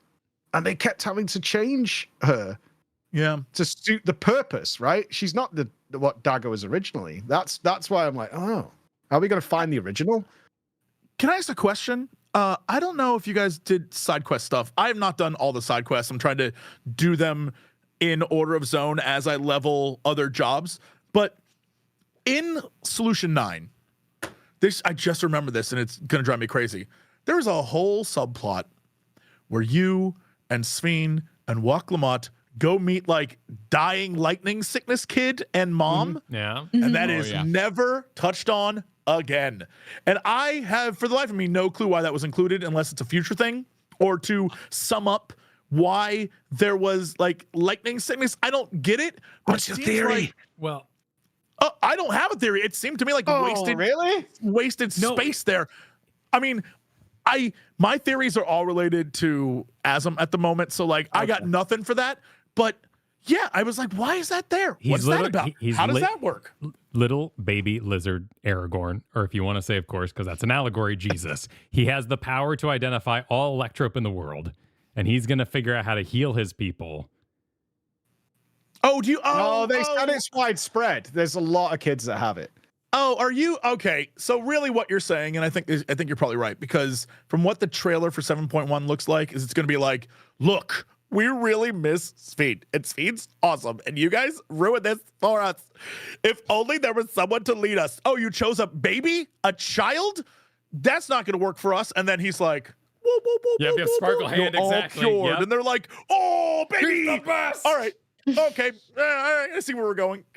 Everybody loves King Baby. Everybody. King Baby. It's cute. It's adorable. The baby lizard folk model is weaponized cuteness. Sure. I definitely agree. Oh, did you not like King Baby? I could kick that baby right across Solution 9. I swear to God, that ugly little goblin that's chasing me around and staring. I have kids, and I wouldn't kick them. But if my kids look like that little greasy gremlin, I would have drop kicked that kid across the room. Is It is. How did you feel about Gabu? Remind me, Gabu? The little shit. What race? Little tempered goblin kiddo. Not a goblin. Kobold. Oh, they're gonna put any. Kobold. Oh yeah, kick it Okay. right in the You only face. got Anything Gabu, as unfortunately Alize pronounced it once. You monster. Ah. I mean, they look like lalas, and that's the only way I know how to Was treat it his them, choice of father? Did that was that what made you mad that his dad was clear? I know, but he No, kept- no. It was purely visual. Yeah, personality okay. was irrelevant to the whole situation. All Yeah. right. All right. Okay. Yeah. Hey, you've It got is- a. I want to celebrate your very unique take. That's rad. Everyone I know is just like, this is the cutest thing ever. I need a He's plush. immune. It's great. He Yeah, I'm may not be falling for cute, but like again, pacing. One of the things that I'll never forget is it's like, who is this child? What is this child? Where did this child come from? Let's sit down with Alice and have a conversation. And then 2 lines in, it's like, so anyway, giant robot man, what's your deal? And we completely ignore the kid the rest of the Yep. scene. I was like, I can't look. I love that giant robot man. He's great. But he's going to be dead in roughly an hour. And I don't give a shit anymore after that. So if you could just tell me about this kid, and they're like, no. I Drove me crazy. But I love Thordan. But Estinian Nidhogg still got away. Like there can be huge plot holes. That we can- Absolutely. You're correct. and that Yes. are plot holes. You know, they've been pushed. Yeah, no. And this is literally just talking about the contained 0.0 story. I think very much like everything else they've done in the past, Okay. there's going to be so much more we'll get. There's going to be so many more lore things and up to 7.3. Like, it's going to happen. I'm just saying, in the moment, it was very like, well, that's unimportant. It's like, that's the most important thing. Is that a clone? What It is this feels kid? very. What are you? It's pre-planned, right? Because they're like, oh well, we're gonna kill Otis off later, so we're gonna give more time. Because I did enjoy the kid. I'm joking, but I'm trying to kick the kid. And I like the idea. We've got the child leader, the issues that are gonna happen there. Who's gonna guide him? He's gonna be manipulated. There's all kinds of things going on. That's cool. But Jesse's right. It's like it's very gamey. It's like we know we're getting rid of Otis in an hour, so we need to give all this time to Otis. And it's like, yeah, but we wouldn't do that. It's weird. I do want to know, but this is way more important in terms of what is happening right now in the story that we figure this bit out. You can see And yeah, the you do notice it seams. all the time. Yeah. And they're kind of hoping that you'll go, Dinah! Oh! And like, I did yeah, that. I want to know. Exactly. And then I did it I'm- too. It's like, get out of the way, kid. Steiner's here. Yay! Let's talk about that instead. And they're hoping that you'll go with a fishing rod, like, come over here. Yes. And we'll talk about that later on. And they're right. You know, for those was it were like, oh, this is happening, and then they killed him. I'm like, fuck you. I will wring your neck. It was twice in this expansion. I was hung up on the circumstances of a character's birth, and the game was just like, don't worry about that. And because Zoralja, the very beginning, when they're like, and the 2-headed Mamuljajas cannot conceive natural born children, except for this one glaring case who happens to be a raging douchebag. And I'm just like, well, wait, was he actually naturally born? Where's the mom? This is the first time this expansion I said, well, who's the mom? And the game never gave me answers. I thought he was a clone. I thought like all this shit was going on. And they just never explored it. So I guess he was just a naturally born lizard dude. And I get what we're all kind of collectively saying it, like the magic of it. You got to be looking at the other hand while the other hand's hiding the ball. And we were looking at the hand hiding the ball too much because the magic in front of us wasn't fantastical enough to ignore. yeah, but the Zoralja ball is gone. It's over. Zoralja's done. But he's got a kid, you know. You got to go a kid with and then you do the kid. Well, part. yeah, we're obviously gonna explore Gululja, Baby King, Good King time. Baby. We're gonna explore King Baby. Yes, King Baby. We've all Which- seen and the that's- trailer for 7-1. Yes. Nope. It's okay. I don't mind. I accept my fault of being on vacation. Fair I- enough. How could you? I'm watching it in the morning. Like, you don't even care. I mean, we were at fault Big last time. Should we pull it over and make you watch it? Is that our responsibility? Yeah, if you did remember that to last- us No, last time, but Look, you will not steal. You're missing out on stream. content, no, I'm not bro. stealing your stream content. You're stealing you my got stream business to content. run. Excellent. There is, but I think that's one of the things that it's very clear that, they had objectives in this expansion. Like, they didn't want to diminish who we are. So we can't change our power level. So we have to take the back burner to someone else who is like further down in power scale. All right, we're doing that. But also we're introducing a new area. So we have to get as many zones in and explain them as possible. Very similar to how they were doing in Stormblood, where they were like, all right, we're going to go to different parts of the world and just fill in blanks for you. That's kind of what was happening here. And at the same time, they also were like, we also going to tell you about brand new characters with brand new problems. And it's just a lot of, if they didn't have to do all of that, there's so much more. Like, Zeral just the best example. There's just so much more they could have done with, one, this is a miracle child. Two, everyone told this kid he was going to be the best there ever was. Like, you're going to be so much better than your dad. There's so much to work with there, because in real life, that is a problem when you have a young kid who's told they're amazing, and then later in life becomes like, you know, they completely melt down because they never practiced or worked for anything in their life, because when they're a kid, they were awesome. So like that compiling with him getting beat by the shadow of his dad, there is a solid like boiling point, and then cram that dude into a 30-year time gap where he's like stewing. That would have made it's basically what they did, but they just didn't take the time to make that the official statement. It was piece it together. We got more stuff to talk about. And that's basically the entire expansion. Piece it together. We're going to keep moving forward. And if there's ever a moment where it seems like we're going to slow down, we're not there. You know what? We solved racism. Moving on. And it's like, what?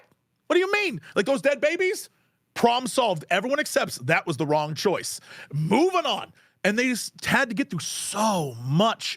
And I wish they had just stopped and taken the time to say, we all acknowledge this is set up. We're not going to pretend it's anything else. We're setting you up for the future, whether you like it or not. But it's an MMO. You have to please a lot more people than just Jesse Cox. So whatever. Yeah, but it drives me crazy. I kind of feel like they really could have done with doing a lot of Wuk Lamat's development in the end of Endwalker, but because she was a femme Hrothgar, and they had to keep that secret, they couldn't do it. Like the game, because we have maybe delayed the Zero Golbez stuff? Absolutely. We could have done that way later, and the latter half could have been like, Wuk Lamat's here. What's going on in your world? And then we could have very quickly established the zones and got onto the problem of Solution 9. And that been the bulk of the expansion. And I think that could have given that pacing they needed. But because the Zero story is kind of similar to Wuk Lamat's, right? Yeah, it's a different element, but it's like taking this character who doesn't really understand what's going on and has a different perspective on culture. It's, you know, it's one's the void and one's like the real world, but like the different culture, and then like learning to be like, oh, this is how this works here. And then Wuk Lamat's similar journey for them as well, rising up to be the Dawn Servant. So it kind of almost felt done. I kind of played this before, and now we've got to go through the zones again. And then it's like, oh, now it's getting good. Yeah, there could be more there someday, but I ended Endwalker patch content looking back on it going, oh, I know how soul consumption works and how memories, and they have to delete the memories. So I got that. I'm down with that. Solution 9. Okay. Jesse, were you going to go on that thought? No, I think you're right that having that information in your head, the minute that they invaded Tuliolol and like you see a dude sucking up like 2 orbs, I was like, I know what that means. I know how that works. And so that stuff, love it. They didn't have to explain a damn thing. I was like, oh, they're doing the same thing that when we put ourselves into crystals and we had to bring back the cat boy. Oh, it's just, it's like, it clicks when it works, it works. And they're very good at that. I will always say that. So we've assembled here above me in this particular layout some World of Warcraft players of the past. And I gotta know, should it bother me that Wuk Lamat kill-stealed in Battle for Azeroth, a Rathion jumped from somewhere I don't know, wielding a weapon that I didn't understand at the time, and stabbed the bad guy. And I was like, that's it, I'm done. I can't. League of Legends player, yes. The kill steal was bad. It was bad. How could you? Wuk Lamat took all the XP, all the gold, and probably bought useless off-meta items. So did it bother you, coming from another story that did kind of that thing a while ago, seeing Wuk Lamat jump in there and kind of take over the end of the fight? I think had it been, let's say a different character, let's just say Estinian for a second, I think that would have been an epic moment, which is what I think they were going for. But I think because of the discourse with Wuk Lamat and people not favoring her, let's say certain personality traits, people not respecting her as a leader or thinking she's a bit too naive and not appreciating her journey or not kind of. I relate a lot to Wuk Lamat in various aspects, but if you can't, I think you can not be as sympathetic. So I think it being her affected that moment more than the moment itself. And because it was her, then I think people just rolled their eyes, right? But if you take it as a moment with any other character, it may have been cool. Maybe. I totally expected it to happen because it was Wuk Lamat, and the way the story had gone at that point, I was like, yeah, that makes sense. And it never bothered me. I never gave it a second thought, to be honest. I was like, yeah. This is the point in the story where I was really on board too, because I felt like she had finally learned how to start inspiring others, and Sphene was kind of her problem. There's a moment when we're doing the solo duty through Solution 9 where like Sphene's talking about all the things she can't do, how she's like she can't fight, even though she just made an entire building appear, by the way. I don't know why that means you can't fight. You can throw buildings at people. Anyway, I digress. Wuk Lamat literally says, what can you do? Like, do whatever you can do it. And I see that as like, that's the trigger when Sphene's like, all right, I'm gonna go grab the key. I'm gonna go to living memory and I'm gonna save my people, even at the cost of countless innumerable lives. Mm-hmm. So for Wuk Lamat to have a major moment in the fight against Sphene, to me, I was like, oh, good. You made good on your writing. Good job, because this is kind of her fault. I think for the right reasons, by the way. I think it was cool that she was like trying to inspire Sphene to actually take some damn action. Yeah, I think if it was written with more emphasis on that, more so than, hey, I'm just going to get the last hit, I think it would have packed more of an emotional punch. But because she did kind of just go for the last hit, it cheapened it. And because I suppose a lot of people went through this whole journey of, oh, well, this is her journey. Why am I even here? Then it kind of, again, when you get to that point right at the very end, I can understand people going, oh, there we go. Yeah, I was way more bothered with the other Scions showing up randomly at the top of that building. Like, oh, we have exactly 8 players now. We had to do the stealth mission. We had to go up the rope. We had to climb up the tower and fight through all of them. It's like, right, we're going to the last battle, and then the other 4 just show up. I'm like, okay, we could have come up with something a little better. We could have been working together, like we did in Tower of Zot. You know, you could have seen the others working their way up or something. It was like, that was more distracting to me than anything that happened later on. They went out of their way to explain that some souls will linger if they have like unfinished business. And I thought a little bit in the back of my brain, I thought they were setting up Otis joining us for the final fight. I'm like, oh, Otis is going to linger because he's going to learn how corrupt Sphene has become and want to like help save his queen. And no, we're just getting the Scions together for the 8 stack and going.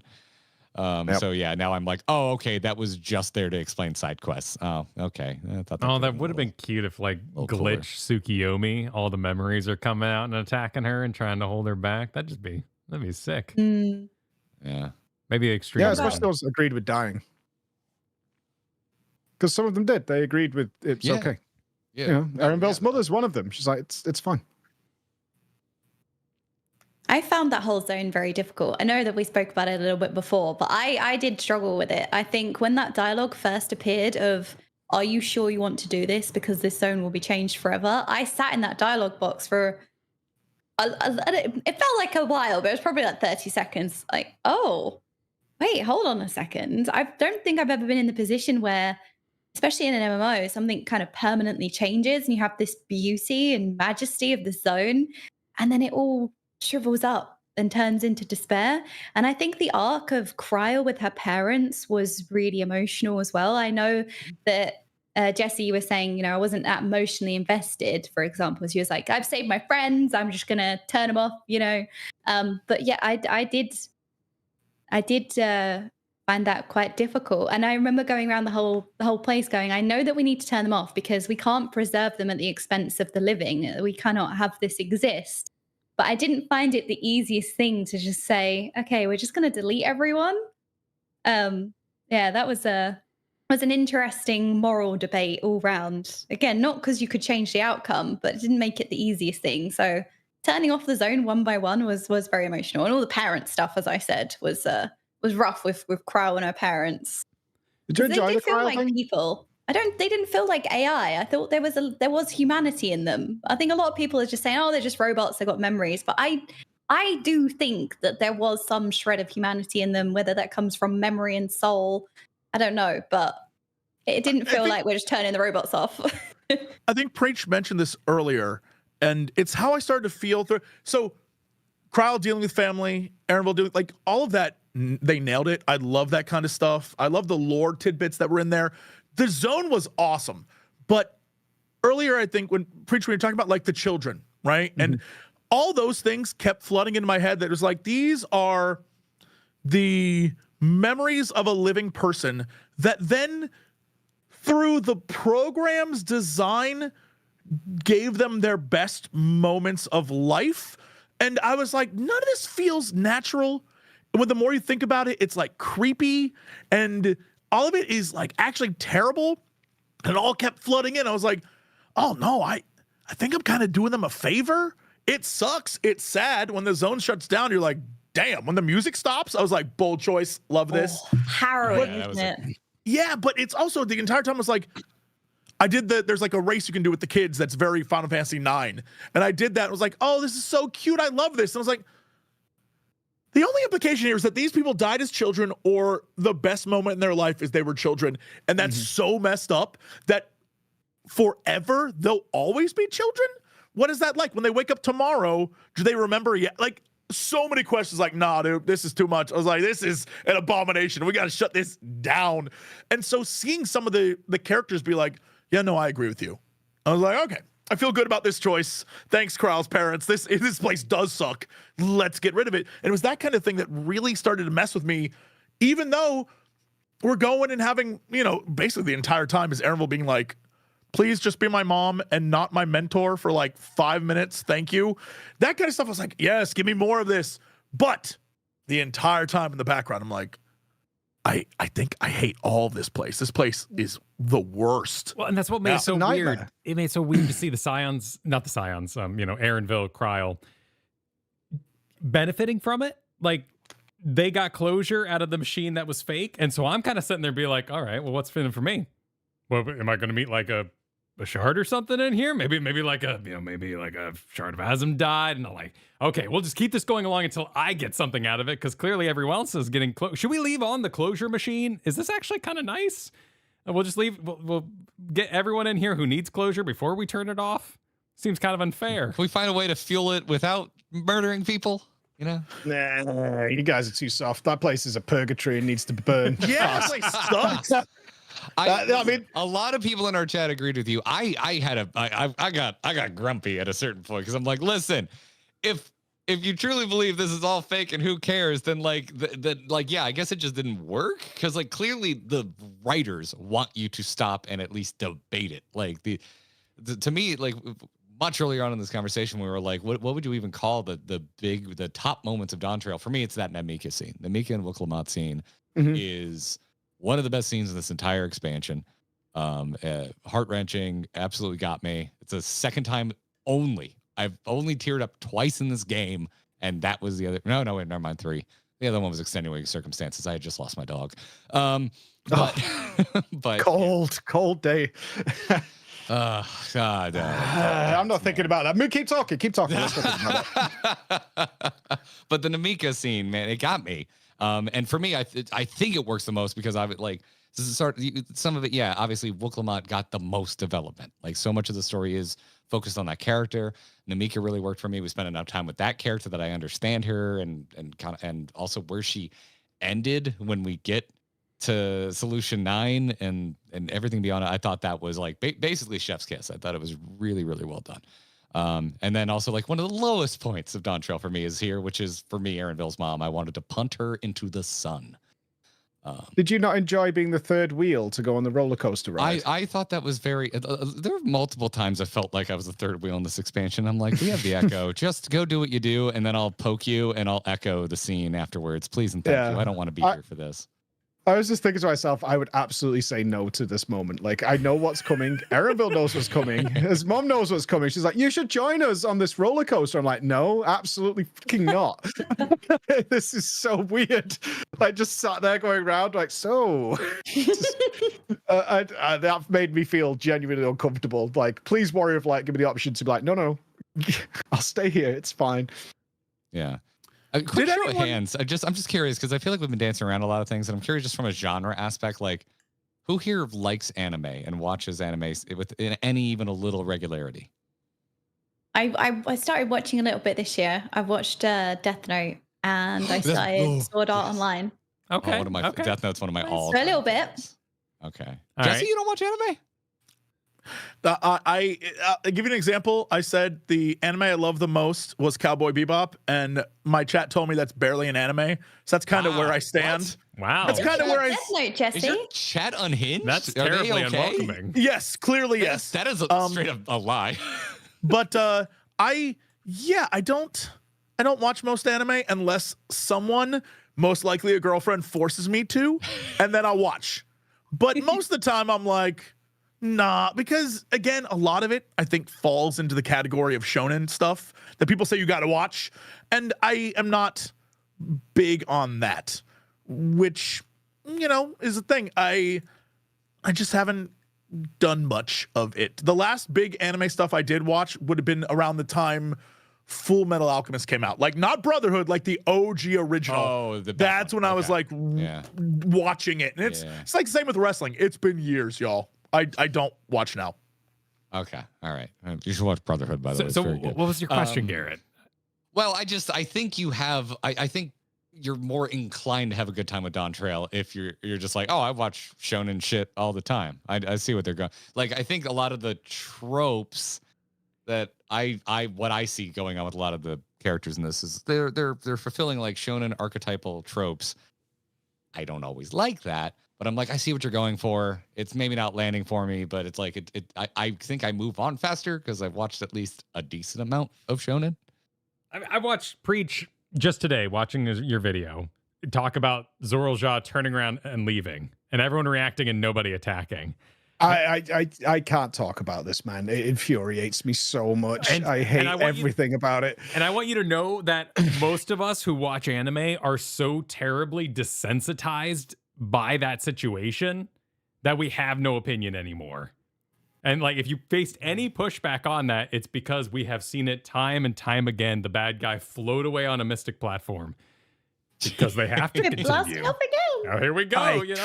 I hate that cutscene so much that it made me physically angry. And I know there's people out there, including people who work for me, who were like, this is totally fine. It makes a lot of sense. And it was very 50-50 in my chat as well. But I was infuriated. And I want you to know you have every right to feel that way. Yeah, dude, it was so stupid. That was me and Kafkiwa. Like, people were like, Garrett, what is wrong with you? I'm like, she is a terrible person. What a horrible, horrible person. What a bad mom. Yeah, she was not maternal at all. And again, it was actually quite dark notes with her. I found her very interesting because of that. So it's kind of touching on that, not necessarily just a narcissistic parent, but that non-maternal parental figure. And then the child constantly seeking that, not validation or that parental love. But I thought that was also a very interesting parental dynamic that was very lightly touched upon.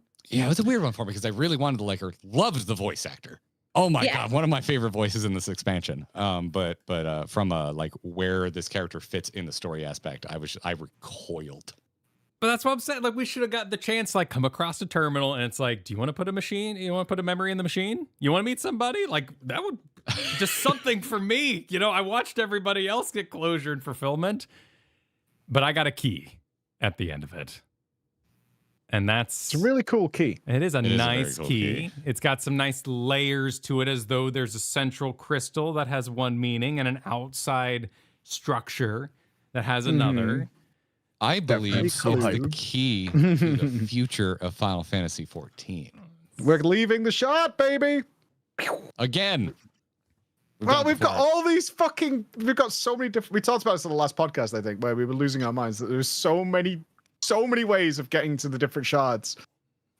And we're still just not quite there. We've got the key. We can send energy. We can do all kinds of things. Especially with Azem's symbol on top of it as well. Yes. It was very exciting to see that in the cutscene. Give me. Well, they said that is the 9th, right? That's confirmed. That's canon. They did come from the 9th. I believe They it was confirmed but also- outside of game, which always annoys me. But Also, I don't know if this is true, but based on information we're getting about the upcoming raid, I think that also takes place or did take place in the same world. So potentially 9 and 11 are the same place. Just putting that out there. Interesting. I didn't play 11, so I'm really looking forward to the Alliance raid. I must stress, having seen the information from the trailer, having played Final Fantasy 11, I'm so happy that it looks like Juno looks just like Juno should. It is awesome. I am so hype. I was like, I'm curious about this. Yeah, because we had some folks in our chat, a couple people being like, it looks like my memory of it. Like, Yes, it clearly is better graphics. But okay, so you would confirm that that's a sensical take? the only thing weird is that some of the character designs, which it's obvious that the 11 and 14 character designs for like base us characters is different, because some of it looks, you can't get the exact same vibe. So when they showed the armor off, and I won't spoil that for Preach, but when they showed the armor off, I was like, all right, that looks like the armor, but on our characters, there's something weird about it. And I can't put my finger on it until I went back and looked at the way those characters look. And I was like, oh, it's just the design of 11 was a little bit different. Like the Lalafels in that one, the Taru just look a little bit more like acorn people than they do in this game. This game, they're a little more humanoid. So things look a little bit different. But other than that, the environmental design, awesome. Looks exactly how I remember that game being. And so very excited. I'm trying to like imagine a world where I'm playing like Final Fantasy 19 and it's the next MMO. And they're like, all right, for patch 8.17 and a half, Amarat raid. And it's just like 20 years in the future graphics. They'll of do it. Amarat. Yeah, And they'll do it. I'm an old man in a retirement home, like crying. Because I'm just, oh my God. Oh I my can't god, believe it's your solar! I'm going to have to finally get the chip implanted in my head that lets me play this game because it's the future. But oh my God, it's amazing. But why'd they give Yeah, I Graha don't- such big gloves?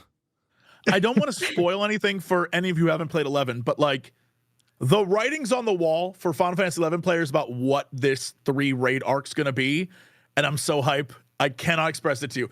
I don't know what the story's going to be, but just being able to do the 3 things I 100% think are going to happen. Excited for this. I hope so. The last Alliance raid was so good. Like, I enjoyed every single element of the gods. I thought it was so good. So I wanted to live up to that. So Give me that. bounce around the table with like, where do we think we're going from here? Like, I think we're all in agreement. Probably going to do some shard hopping. Mm-hmm.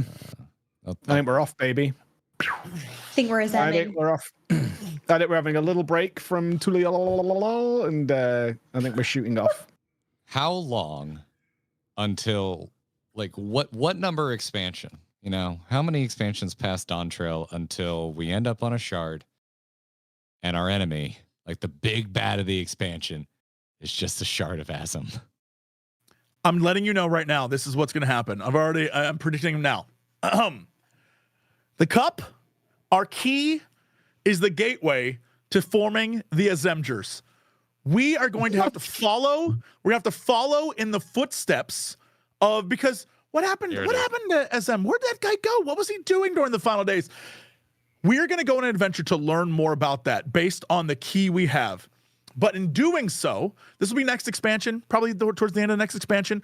We'll discover that the only way to move forward with this adventure is to be a complete Azem, which we can't be. It's impossible. So we need to gather our reflections from the other various places, bring them together for one great adventure. Here's the thing, though. Half of them don't realize they're important. So we're about to tell them they're the most important people in the universe. And one of those dudes, bet it's going to go to his head. And he's going to leave. We're going to like break up the team after we solve the problem. It's going to be like, awesome, see you guys later. He's going to go back. And because timey is wimey, one more expansion later, we're going to skip time. One more expansion later, that's going to be the bad guy. and just be like, you made me who I am. I am you, bitch. We're gonna have to fight that guy. It's gonna be amazing. We're gonna have to do Azemgers. People are gonna be like, it's gonna be the best thing you've ever seen. Calling it now. You're welcome.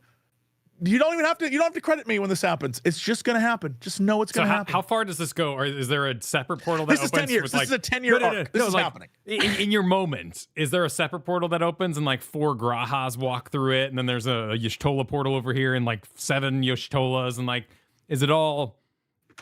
The only way that works is if we leave those characters long enough for them to show up and it mean to something. You know what I mean? Like if they're there with us constantly, we just gotta, it's okay to let some of our characters chill.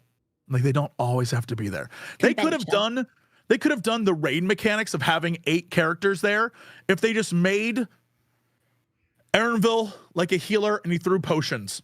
If they made the dude, I can't remember his name now, the guy who's like, I'm the old man who's in this for some reason, and I was with your dad, that guy. Oh, the potato guy? Yeah, if they had him be like a character. Oh, Kettenrom, right? They had characters there. They could, if they had the characters to make an 8-man, you didn't need to bring the Scions with you in this expansion. They just were like, everyone loves the Scions. We're going to stick Y'shtola in a bikini if you unlock that. Like, which is fine. But it holds you back. And so I'm saying, if you're going to have a cool Avengers scene, you got to be like, hey, we're going to sideline some of these characters for a while. So when they show up later, it makes you go like, oh, that's what that's what I'm here for. I like the Azemgers saga. I can't wait till we explore these different shards, and our mission is to find our shards. And we go to, let's say, number 6. And it's just like the glue-eating Azem shard. We're like, oh, there's no saving this one. Let's go for the next one.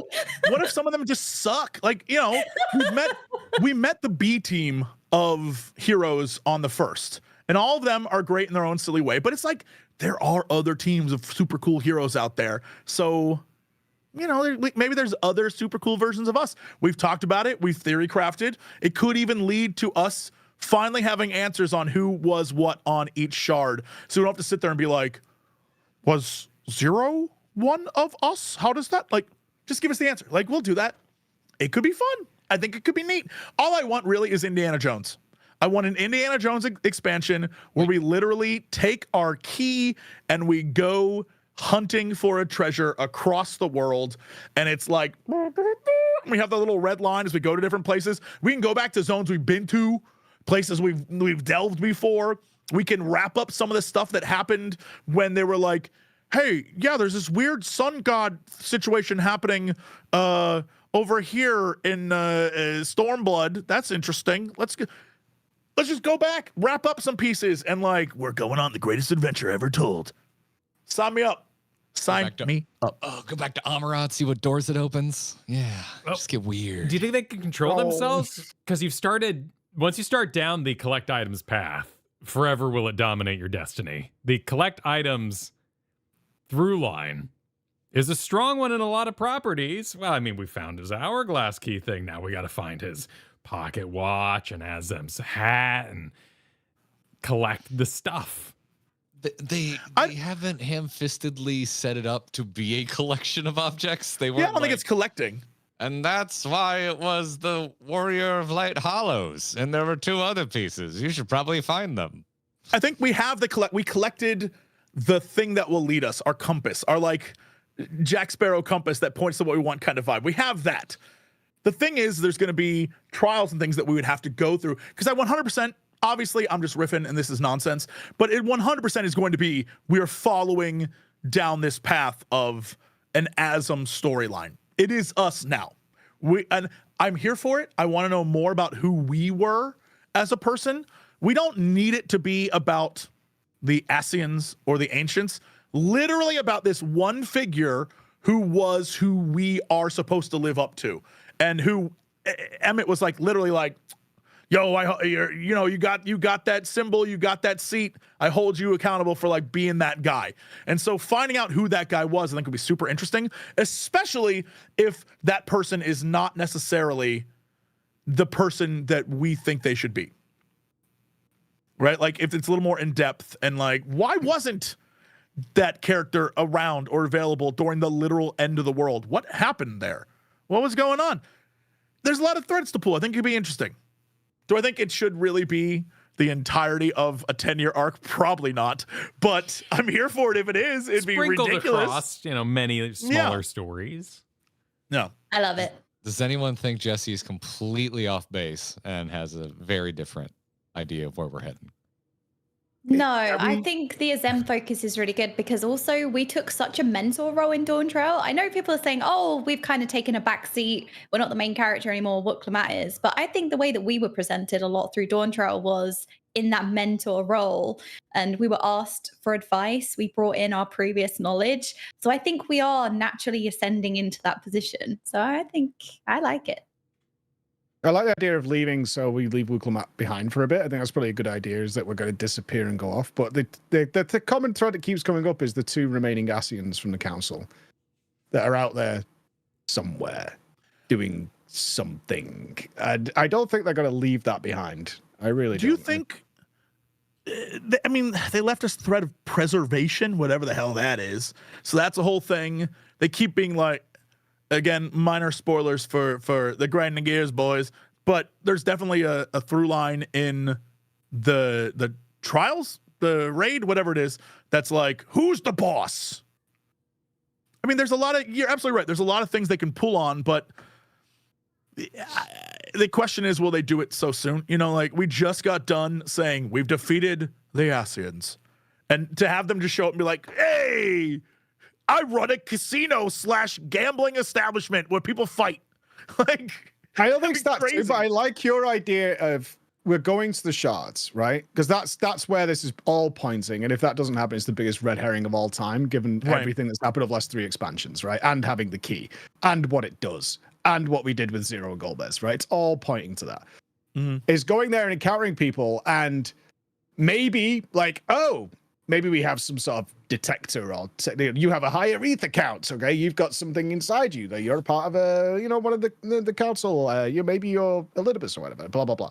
And it's like actually it turns out to be one of these other ones, and they are very grow into being a big problem, and maybe even finds out what we've done. But another angle I thought that might be interesting is if we get presented with a situation once we start visiting these other shards that a rejoining needs to happen at some point.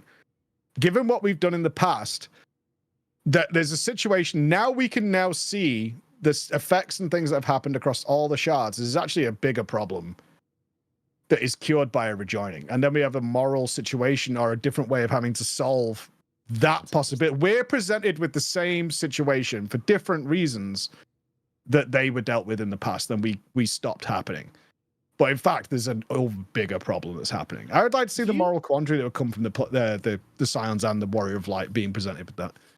Do you think they're going to touch on, like, they definitely hinted and gave us more information about, don't know if the word eldritchy horrors, but there's like stuff in space that does not like us and definitely comes and hang. Like, do you think we're going to end up there at some point? Because they keep being like, boy, that Ultima was a problem, wasn't it? Also, that whole whatever that, I can't remember what the meteor thing, like, that seems interesting. What's that about? I don't know if that's something you're going to bring back or if they're completely done with it, but they did literally leave a character like, boy, that some weird that all that stuff related to the hardest to beat kind of vanished, and one of the characters kind of like, something happened there, oh weird. Well, and they definitely left that open. We're getting one more Pandemonium quest next week. Yeah, we're gonna add one little extra Pandemonium capstone quest next week, and I'm assuming it's gonna have to do with the Heart of Sabik because that's where we ended. Could be totally wrong. There's a ton of other characters you could go and check in with from Pandemonium, but I thought that honestly that's probably the biggest surprise because we knew everything that was coming at 7-1. So I watched the live letter and all that, and I had a really good time. It's very cool. It's really fun to be able to watch that and people not being like, "What are you doing? You're ruining your own experience because you're not current yet." But I wasn't really surprised by anything because we knew everything that was coming. I'm like, cool. Now I get to see the juicy details. But then we were like, when they announced they're gonna add a Pandemonium quest, I'm like, wait, what? Holy shit, really? Okay, so because that was just a big surprise, and I'm sure it's gonna be small and unvoiced, but I love Pandemonium. Might be, and they 100% left it open. Like, they wrapped up Heart of Sabik storyline, which is awesome. As a guy who was like, what is this? What does this mean? The fact that they were like, here's some answers, but then they just left more open.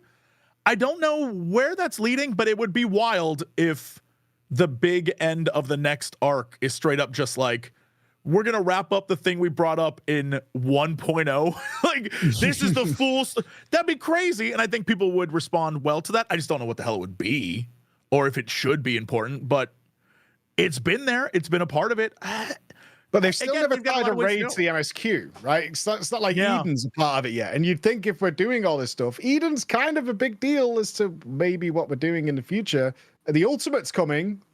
It's encouragement to go and check out Eden. Go and see what the story's all about. It's kind of important, but it's not like the Crystal Tower. Like they eventually they kind of pushed you to be like, you kind of need to do the Crystal Tower now, otherwise this is not going to work. Also, it's kind of interesting that they don't do a lot of Final Fantasy VII stuff. So them hitting us with like, it was Genova, all would be super ridiculous. Because they barely do Final Fantasy VII stuff. They do all the other Final Fantasies. 7, even with the release of 2 remakes, they're like, nah. So for them to be like, the villain was Genova all along. I mean, that would be hilarious. Yeah. Can you imagine what a cliffhanger at the end of one of the patches is that we find the like mountaintop and we open it and it's like, it's a power plant or whatever. And you open it and then there's a room that just says Genova and you're like, oh no. I would lose my shit. I'm like, that is mad. That is really good. Because they're kind of, there's a lot of characters from, they can't just do a reflection being each of the game, right? We called it, it's probably the 9th, right? It's FF9. And yeah, it's the 9th. But they've already did a lot of characters from 6. In the raids, they've already appeared with Omega. Yeah, Shadowbringers is a blend of what, like 1 and 4? Yeah. Endwalker's got a lot of 4 in it towards the end. Golbez is all from 4, and Cecil, and all that from 4. So they can't just make the 4th, I guess, or maybe they can. 3. And ultimately, we kind of need to go a different way. 3 is fantastic. We should play 3. 3 is good. The goal is to eventually do them all. It's just like finding the time because just do 8 and call it done. Oh, it's. I'm in the middle of 8 right now. Yeah, just play 8. You're all good. 8 is the number one I want to play because I remember not having a PlayStation, being at the grocery store with my mom because little Garrett couldn't drive yet. I go over to the game magazine rack and Squall was on the cover with a gun sword. I'm just like, this is the coolest looking character I've literally ever seen because I haven't hit puberty yet, and this checks all the boxes for what a cool dude looks like. The only thing he was missing was a cigarette. Like, he was just the coolest character ever. Like, I want to play 8 so bad. And he loves his hot dogs, man. It's true. Those hot dogs? Like Sonic? Yeah. He fucking loves his hot dogs, dude. Big time also, hot dogs. You will completely understand after playing 8 why the one character in Shaloni is literally just Zell from Final Fantasy 8. Oh, okay. Like, for people who played it, they know who I'm talking about. Not the money app. No. All right, wonderful, great. Yeah, this is probably further flung because I would assume if they started to even think about maybe doing this, it would probably be outside of the arc that we're probably staring down the barrel of. But do you ever think they're like, you know what, we're gonna write a reason for additional reflections so that they can move beyond referencing 14, 15, 16, and beyond? Yeah, for sure. At some point, I don't think they need to do it now, but they've had events for those games, but but when you're talking to Yoshi P, he's thinking like 20 years ahead. You can tell that when you're talking to him. He's already like, and he's always stressed out about it because he just knows it's going to turn into a nightmare. And he's like, he's like, okay, he's thinking that far ahead. They'll come up with something, and it's a sci-fi fantasy game. You can come up with any fucking stupid reason to go to somewhere else. It's fine. It's not something I think they need to concern themselves with. But they might run out of ways of just integrating the older games. They might do some stuff with 15. They have the crossover, but they could start pulling elements from there if they want to, and start having Joshua or something rock up. Like, oh, we saw a Phoenix. Yeah, like what if instead of a rejoining, someone's going through like a split, and it's like a micro sunder. Like, ooh, that'd be kind of interesting to explore. We could go to the Upside Down. You know, they could do a Shadowlands, but better. We're just like, oh, shit. You know, that wouldn't be a high bar, but sure. Yeah, you get what I'm saying. You can do anything you want in the fantasy genre. You can have any old reason to go anywhere you want to go and do things. I don't want them to do Ascian stuff. But I kind of think after the Scions' involvement in Dawntrail, I kind of think they're a little afraid of moving too far away from the familiar. I think they're still a little trepidatious about like hard cutting off what they did. People recognize the stuff, and they'll always be hyped with a lot of players of like, oh, the Ascians are back, or whatever's going on. It's like, oh shit. You know, we're talking about Azem, and they included that here as well. Like it's still core to the FF14 story. So I don't think they're going to drift too wildly away from that stuff. As much as I kind of like them to. I think it'd be hard to get away from Azem. I think you can let the Ascians rest for a while. I think the longer you go without touching on Ascians, that when you actually bring an Ascian back or an ancient, like it becomes massively hype. But if you do it immediately, you know, we're all just going to be like, you're just resting on your laurels. But, you know, if they wait like 3-4 expansions and then like, oh, hey, this character's an Ascian and we're gonna, you know, check in on characters that we have that are new to us, that would be really freaking, it'd be a big moment. Yeah. You said it there was, oh, sorry to cut you off. What were you saying? I was gonna say in your own video, Preach, you said like I can't miss you if you don't leave. And yes. So like let me not like keep the Ascians, keep the ancients away for a little bit. That's what I thought about the Scions, because Jesse is absolutely right. They didn't add anything. It would have been so much better if communication was cut off. Because one of the things that they've got a problem with, I think, from the writing standpoint, is we have an answer for every problem. Like I said, we solved the end of the universe. They have an answer and someone you should call every time you have a problem. It's like, we should be calling Y'shtola. Oh, there's this weird tech thing we need to figure out. We should be calling Sid. We have them on speed dial. We can have them here in a minute.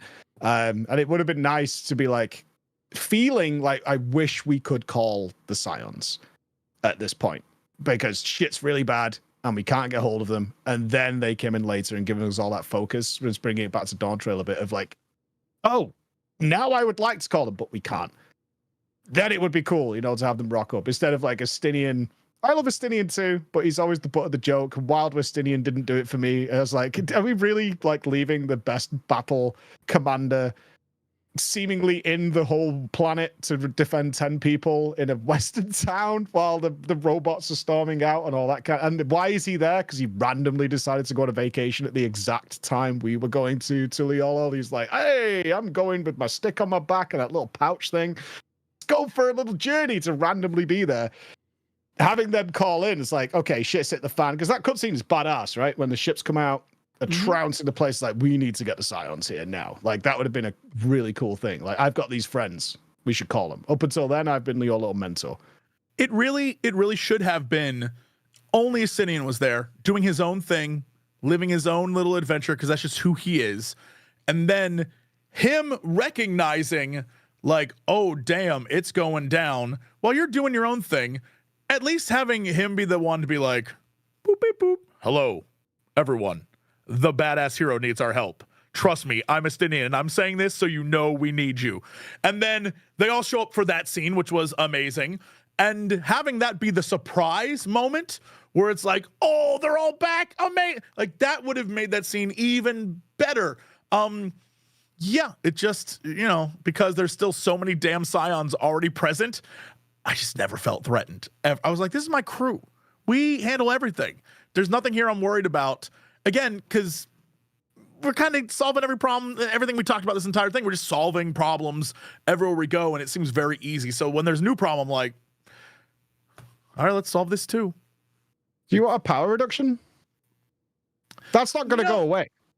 Yeah, no, I don't want a power reduction. What I want is, we have spent time dealing with like different kinds of problems, and I think just creating new problems is the best answer. Problems that require different solutions, rather than, this was the same problem we've always faced and we just weren't allowed to solve it right away. And so it's always just like a big bad we have to punch in the face, which I get it. That's video games. That's the way this works.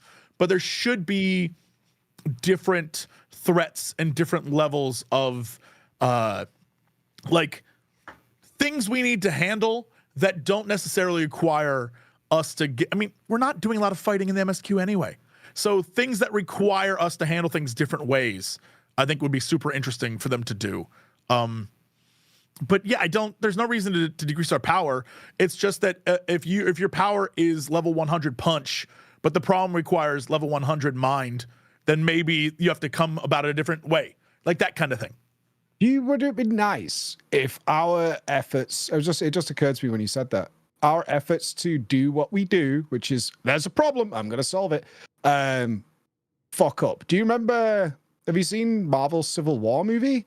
Sure. Where he tries to deflect the bomb and the bomb blows up a building. Oh, Scarlet Witch does it, right? And she like kills a bunch of people. And it's like, oh, this is what leads to like people actively disliking the Scions and like you need to disband. Do you know that kind of aspect of the story might be interesting where our typical like, we're gods, we've dealt with the end of the universe, fucks up in a royal way. And we have to deal with the fallout of that. That could lead to what we're saying here is like just diminishing our ability, second guessing ourselves, loss of confidence. I mean, that's what made the end of A Realm Reborn so amazing, is that's pretty much what happens. Is we are the heroes. Everyone's like, what? These guys are great. And then we're forced to go on the run and we think literally everyone we know is dead.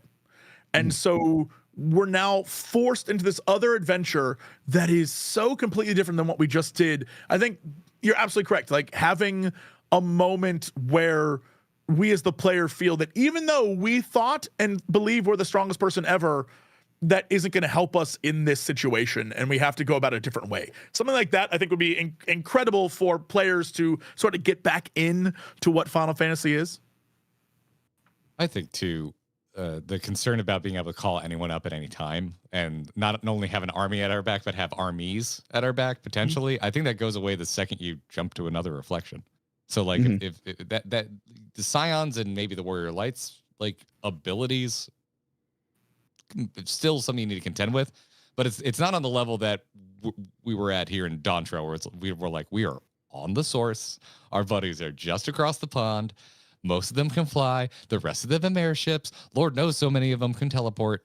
That's not going to be the case. Like a lot of that, at least you lose the cell phone in a movie issue once we go to another planet, essentially. And we don't even really know how ripping these holes in reality properly work. They can write in all sorts of rules to make it so that there's still stakes when we end up on the new front that we're heading toward. Yeah, as long as we need Beck Lug, I'm all in. Like, I love that lady. Are we opposite human beings? You don't like Beck Lug? What? The most obnoxious character. Oh, she's wonderful. Oh, she could come to Thanksgiving dinner anytime. No problem whatsoever. Oh, wow. Like sassy grandma. She's a doggo grandma. She's the best. Everyone in our chat's like, Garrett's more like Preach and Kyle's more like Jesse. And I'm just always like, what, Mike? What did you just say? She's the best. How can you dislike her? She solves your problems. She's good. She'll stick your blood in a stone. She'll fling you across the universe. She's all good. Because we left 5.0, or one of the most perfect things I've ever experienced, to like Looney Tunes voice. Oh my God, I'm in a magic castle. Wow. I was real judgy. I was out of there. Jordan does the best Beck Lug that I know of, actually. No. Oh my God, how did I even do it? You probably can't remember. It's been a while since you've had to voice It's been a while. Yeah. Why you don't like me? Got to shake the head and everything. Uncanny. Yep. Absolutely uncanny. All right. Well, we're going to then we're just going to bring this to a close with everybody's Beck Lug impersonation. Oh no! Mine physically hurts. It gives me like lightheadedness. Oh my God! Don't make him do it. Don't make him. No. We never... you have to start. It's your show. What the hell? Don't put it on us. Like, what are we, monkeys? Come on. I just did mine. Oh, I did a full like hell in my nose thing, and chat was livid about that. They did not want to listen to this for a whole batch. You didn't respect the very ridiculous character enough. You're really getting there. I didn't really get in there. If you're not careful, you end up doing a Nixon impression. Yeah. I am not crook. You got to keep it away from that. But I love that character. I think she's good. Do you think we'll see Zero soon? How long have they got to hold Right. back on that? She's coming, and because old Golbez, they've got a little partnership going, a little high five team. Her and Y'shtola should form like the embassy of relations with other reflections, because they seem the most equipped. Maybe Graha as well, like just because they. There's literal ukulele. Our boy Ukulele's just sitting there. boy, It's sitting there he's still doing sitting nothing for several expansions. These guys are little Power Rangers. Yeah, there's absolutely a side Power Ranger team that is available that should have their own adventure. Absolutely. There's a lot of bogus reasons why people say something's not happening. There's some made up business. Some people are making assumptions about how the game is created. But didn't Unakalai,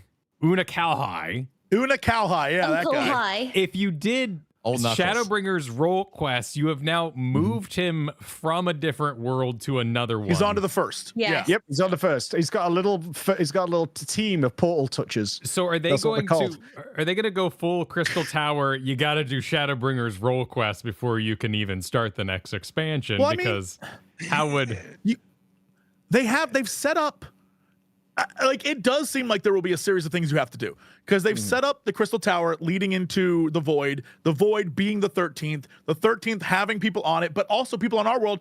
You have Unicalhai, you have the lady on the first who definitely was like from the Void. You have Zero now. Like, they're forming a whole. I fully expect Silva a plot line to be the Void conversation. Oh man, yeah, I that'd be cool. fully expect there to be a return to the Void thing. We're taking this place back, baby. It's gonna happen. Yeah, what would be really interesting as well is that not some overarching big bad, but if there was something that was affecting multiple different reflections and we had to split, because then that would give a little bit of screen time, or assembling these kind of squads where we would have to say, right, we need to go to that reflection, but we also need to go to this reflection. And we kind of split a little bit. And then that would also divide our resources, and we'd be on different shards trying to battle different things. And I think that would be really interesting. And that would be a good way to kind of not just nerf us, but also bring in other characters as well. Because you're right, we have these characters just sitting there. Mm-hmm. And they're important, and they keep adding dialogue to them. They're constantly adding more dialogue to them whenever something happens, and you're like, I bet Ukulele would know something about this, and he totally does. They sneak add so much extra dialogue. I don't know if any of you have been back to what's the plains area in Doma where they have the different tribes? I cannot remember the name of talk that about zone. the the Azem Azem old Step? lady? Yeah. Oh yeah, that place. Azem Step. If you go see the old lady's like cryptically giving you clues of what Dawntrail's plot was going to be straight up through the end of Endwalker. She's like she was just, I think it still might be there. You can go talk to her, and she's like, the son of Dawn will do, like, she straight up just gives you hints, and they keep adding things in there. So yeah, they're doing things. Things are happening, but you have to go search for it, which I think most people just won't do. But they're like there. They're obviously concocting, they're stirring up some nonsense. I just don't know. I have no idea what it's going to be. Well, they're very good at making sure people who should be relevant to what's happening are relevant, even though they've left them behind for a long time. They're really, really good at that. I found that very rarely have I gone back to talk to someone who should know about something, doesn't know about something that's happened in recent story. But it's kind of bonkers. Yeah, it's like the greatest DMs of all time. Like, they must have meticulous note-keeping practices over there. I bet it's like Game of Thrones, right? Because George Martin has hired 2 superfans. He's done it for years now, who literally go and double check every name when they were born, whenever he writes something, because he doesn't remember. He's fucking wrote like so many words. Yeah. That he has them go back and go, okay, fact check me, make sure we're good. And I'm sure they have that for them. No interest in making another book. You know, you don't really need to. He's interested in it, but it's a difficult job. Yeah, it's got to take. I fully expect when we travel to the Nine to just run into Gosetsu. Like, his walking and journey takes him all over the place, and it'd be like, I don't know how I got here, but I I'm saw here a now. portal. I walked through it. There were some dead people I needed to honor. Yeah, that's a guy I'd love to see. There's so many of those characters, and that's a great example of that dude was like, I'm going to go off on my own adventure and do my own thing. And should he return, that'd be a joyous moment for every player. And I feel like they need more of that instead of like, let's just keep people in it. It's fine. for them to disappear for an expansion or 2 or 3 and then come back, because everyone, even if you didn't like that character, you'd be like, oh, they're doing a thing. That's really what people want.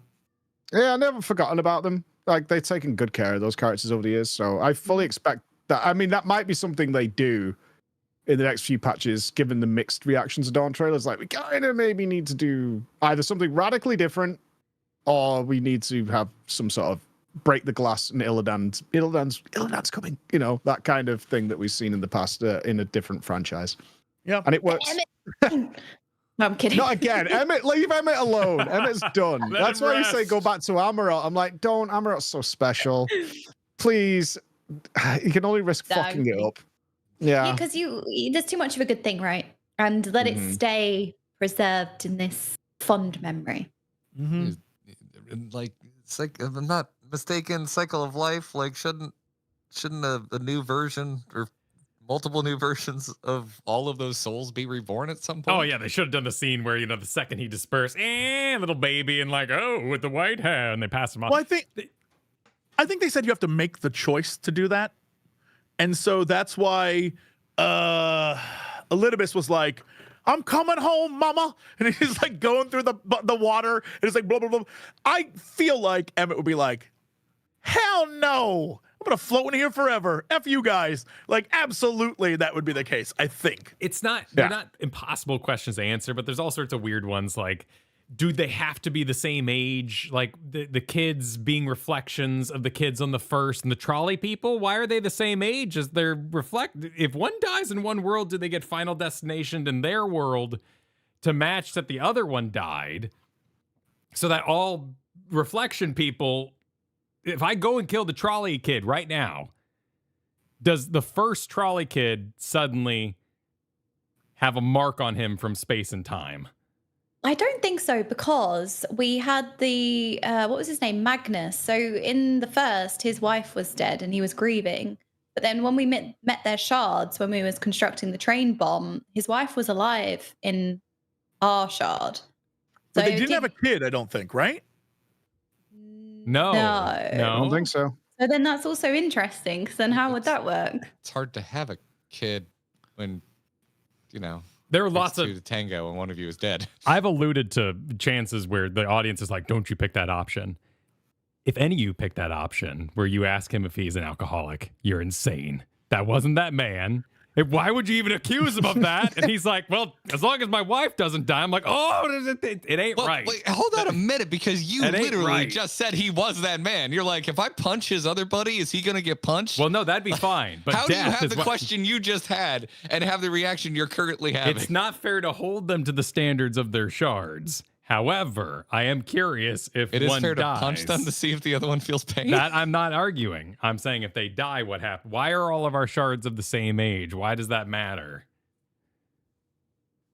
Now you got me thinking, like, what if a villain's plot was, in order to stop you, he was like killing the shard versions of you? Look, it doesn't make any sense thinking about it, but I love the idea of like, I hurt you by killing these other people that are you. I'm coming it's for interesting. You. Yeah. Wait, how did Reen play into that? Because Reen's a reincarnation of Minfilia, right? She'd been reincarnated multiple times over. But her age doesn't line up with Minfilia's death, right? Well, time was moving. No, because the time stuff. There's a lot of timey-wimey. Like, Minfilia gets sucked in to to work with the crystal with Hydaelyn, and then it isn't until we defeat the Warrior of Darkness in the middle of the Heaven's Ward patch content that Hydaelyn assigns Minfilia to go back to the first with the Warriors of Darkness. And then that all plays out. But then that's also 100 years before we get there, which is, Reen's not an actual shard, though, either. Minfilia was... No, she's a straight reincarnation, I think. Riding. No. It was Minfilia... Like, Hydaelyn Minfilia was essentially hitching a ride on Reen, but it was always a kid. It was always one kid, and that kid kept dying, but then someone else was essentially getting that quote-unquote blessing. She like Xenos body hopped, basically, between, I assume, willing hosts of Minfilia. They would become the Minfilia of that world. Yeah, the Oracle of Light. Like, they had to go forward. Yeah. What stopped Yeah. Artbert from rejoining the live stream? He didn't have a Twitch account. Was he just... I heard it as live stream. My It's your boy. I heard it as live stream. Live stream another battle I can't participate in. I think they explain that when they talk about his friends, when you do those quests, like they just got blasted by the moment when the wave of light was coming towards them. And so they're kind of in a perpetual, like his friends became whatever the hell we would call them. They're bad, right? They became like light minions. And so he's in his own like hell because they're bad. He's forced to watch everything and he can't do anything about it. And so that's like his own weird purgatory thing. So they kind of covered it, but it was one of those role things quest thing. Yeah, it's all in the role quests, really. It's the Shadowbringers role quest is dealing with that. Well, yeah, and chat's getting into it right now spoiler. too. Like Minfilia intervened, because it's a couple times that Minfilia intervenes in like the ferrying of souls, which also never got confirmed. What was at the end of I think Shadowbringers? There's like Minfilia voiceover where she's like, "I brought 2 souls over from the first to the source, the world that they love so much." I'm butchering the quote, but I assumed one of them was Emmett, which is why we're able to summon Emmett out of the ethereal sea at the end of Endwalker. But it's never actually, I don't think it's ever made plainly clear that that's exactly what happened. Yeah, Heidelin, what it says, at least pieced together, is that I'm sorry, I'm Ardbert- conflating Heidelin and Minfilia, but I mean, Ardbert kind of like knows he's he has a purpose, but he doesn't know what it is, and he's forced to be there. And so I think this is one of those Heidelin long game things that is kind of the vibe of Endwalker, which is like, yo, I'm setting up pieces, and I've been doing this for a long time. Even Emmett is like, you probably expected this to happen. And so she's just putting pieces everywhere for the end of the story, and Ardbert is just one of those pieces, and he personally doesn't understand why he's forced to suffer and watch the world around him suck, but then he realizes at the end, like, oh, my job is to help you beat this guy. And that's right. And that's I think what's going on with the Minfilia story in Reen. Brings up a good point too, that there's even the extra layer of complication, which is when the Warriors of Darkness were sent to the source, which is the first time we meet them. There's all kinds of weird soul stuff going on with them. What's crazy about that is, so again, going back trying to make videos about Heavensward and stuff, the trailer, the you know how we get like the full ass animation trailer, but then we get the launch trailer, which is stuff from the game. Yep. In that launch trailer, go back and watch it. When they do that, show the credit or show the title, and then they have either 1 or 2 lines afterwards. The 1 or 2 lines afterwards is literally like, my Warriors of Darkness. So already they were in there. And I think this is one of those things that they had planned on it being a thing, and it was going to be fun to see the characters that were in the cutscene show up as your enemies, and then they expanded upon that. So this seems like one of those things where in Heavensward they didn't really know what they were going to do other than it looked really cool, and then they added an actual story to it. So if there's any kind of like, well, that doesn't make sense, again, I'm always reminded of literally we watched Nanamo, like we watched that scene go down, and then the next expansion, no, actually what you saw was bullshit. And you're like, okay, all right. Yeah. Okay, that's fine. This story is huge. Any little tweaks, and especially with them not knowing how long it's going to go, that's totally fine.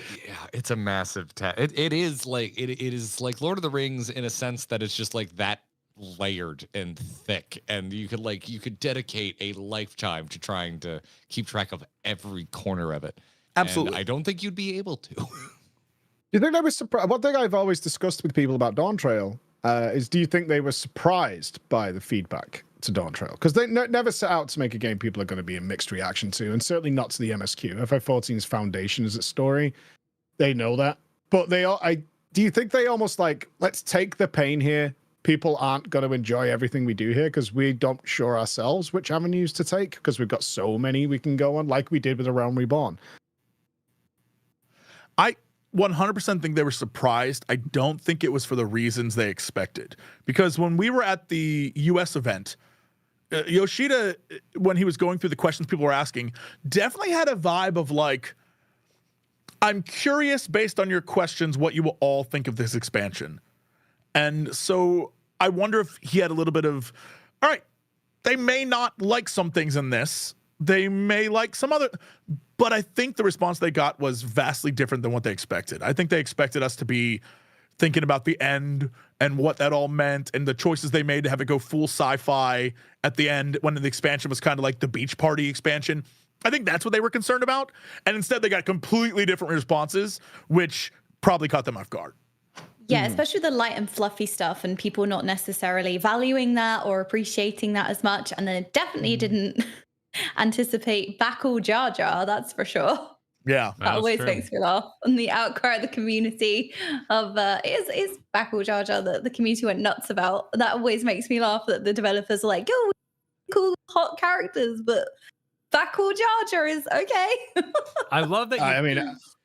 I love that you posed like an alternate universe here where like the end of a Batman movie, like Dawntrail's running away and they're like, no, he's the hero we need. Let him go. Like he's got to be bad so others can fly. Or like, damn it, Spider-Man. Like a whole like J. Jonah Jameson sort of arc where they're like, listen, we're going to put out Dawntrail and we're going to make people real pissed. But that's the redemption. No, I don't read it like that. It's more like we're gonna make a mosaic, right? It's more that. It's like we're gonna make this pizza.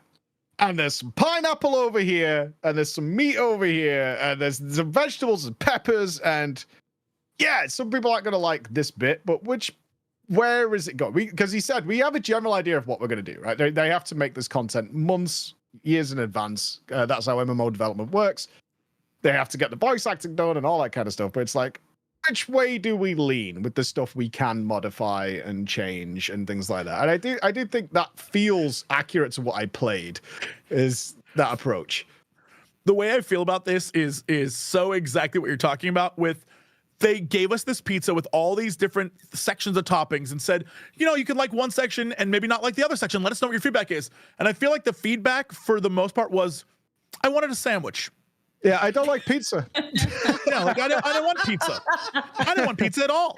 So it doesn't matter what you put on it. People were just mad it was a pizza rather than what they really wanted. And I feel like that's what they thought was unexpected. I feel like they were completely thrown off by that. Yeah, maybe more accurate was like, I'm lactose intolerant. Like, yeah. That might be more pro. It's like I'm lactose intolerant. Like, have you got anything else? That's fine. Yeah, I can see that. It's like it was the foundation that was the problem, not the lovely little toppings we put on top. It's like I'm fine with that. It's this bit underneath. Yeah, I also want to throw in as well. I think a lot of concern or kind of surface level statements was the starting again angle, and I don't actually think that's really what the problem was or is. I think we've done that before. Even in Shadowbringers, we went to a whole different shard. It was on a completely different world. We're meeting characters that we hadn't met before. And think about Tesleen right at the start of Shadowbringers. That hit hard. That was a moment that carried over.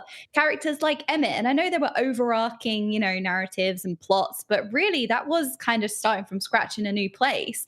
And that was very successful. And, sometimes I feel like it does Dawntrail a disservice when people are like, oh, we're starting again. We have to learn a new space, because I don't think that's necessarily the issue or that has to be a bad thing. I think that we've covered it really well through these discussions and diving a lot deeper into, let's say, fundamental issues as opposed to, we're starting again, so I'm not as emotionally invested. I don't really think that's where it's going at all. So I think that would be really important for them as well, to not be apprehensive of starting again. Because I do think Shadowbringers was a little bit like that, kind of starting from fresh and learning a new space. Well, there's no mystery here either yet. I want some good mystery. Even like the Crystal Eggs arc. Although, that first response is, it's probably the cat boy. And then they didn't do it for ages. And it's like, well, maybe it's like Louis Soir, or because they dragged that out for so long that you crackpot theory style. But we didn't really have much mystery in Dawntrail. It was like, hey, here's the thing. Like actual breadcrumbs though, until like the end of Stormblood. Like the first, like I don't remember having a lingering question until like a single moment in Heaven's War, which is when Thordan looks at you and you're like the black silhouette and goes, "What are you?" that was my first moment of leaning in and being like, wait, what are we doing? What are we doing, game? What am I? Why are you asking me what I am? But other than that, Heaven's Word was pretty self-contained, and Stormblood was pretty self-contained. It wasn't until Throw Wide the Gates that it felt like, oh, we're gonna bind this entire arc together. Like everything's been building to this. But until that point, I felt like I kept kind of enjoying single closed arcs. They had it and gave it up, and I don't understand why. It never will. They straight up in the FanFest stuff and all the trailers and things they were showing off, they were leaving information out very clearly. They'd be like, here's a screenshot from the new zone. Also, we're covering the top left of this screenshot, and we're not going to show you anything. And then in the launch trailer, we're just like, and here is, actually, they did a little bit too. They were like, here's Solution 9. They should have kept that shit totally secret. They shouldn't have said a thing to anyone. Have you said this publicly? Is that where all the comments are coming from? I don't know, but I feel it now since you brought it up. Like, they definitely 100% should have kept it quiet, not said it, because that's the mystery of they're keeping a thing from us and we don't know what it is. And the fact that it's so drastically different would have been shocking and weird. And we all went into it being like, when does this become that? Rather than we're on this thing and then suddenly it happens. It took away the moment. Yeah, I think it was a marketing decision. There was so little hype, right? Absolutely, I agree. There was so little Dawntrail hype because it just looked like there's nothing that exciting from a gamer's perspective about going on a beach holiday. Like, yeah. And we could, if you're a fan, you're like, well, it's not going to end that way. And Josh P was always like, we're going to go to the beach. Twiddles his mustache. But from a marketing standpoint, it's not a big seller. Like, everyone got way more hype after Solution 9 was shown. Yeah. Like, way, way more hype. It's just the way awesome. It went. And even having seen it when I got there and I got to actually point the camera where I wanted to point it and move around it in real time, I was still impressed. Like, I realize this is the case. I'm new to being a current player of this game. So these are all, but I know this has been the case forever. I'm like kind of furious that that's not where we're hanging out. Why aren't we hanging out in Solution 9? Why is everyone still out being perverts in the middle of Limsa Square? Like, Solution 9 is the coolest MMO city I've ever freaking seen, and we're hanging out in Realm Reborn land.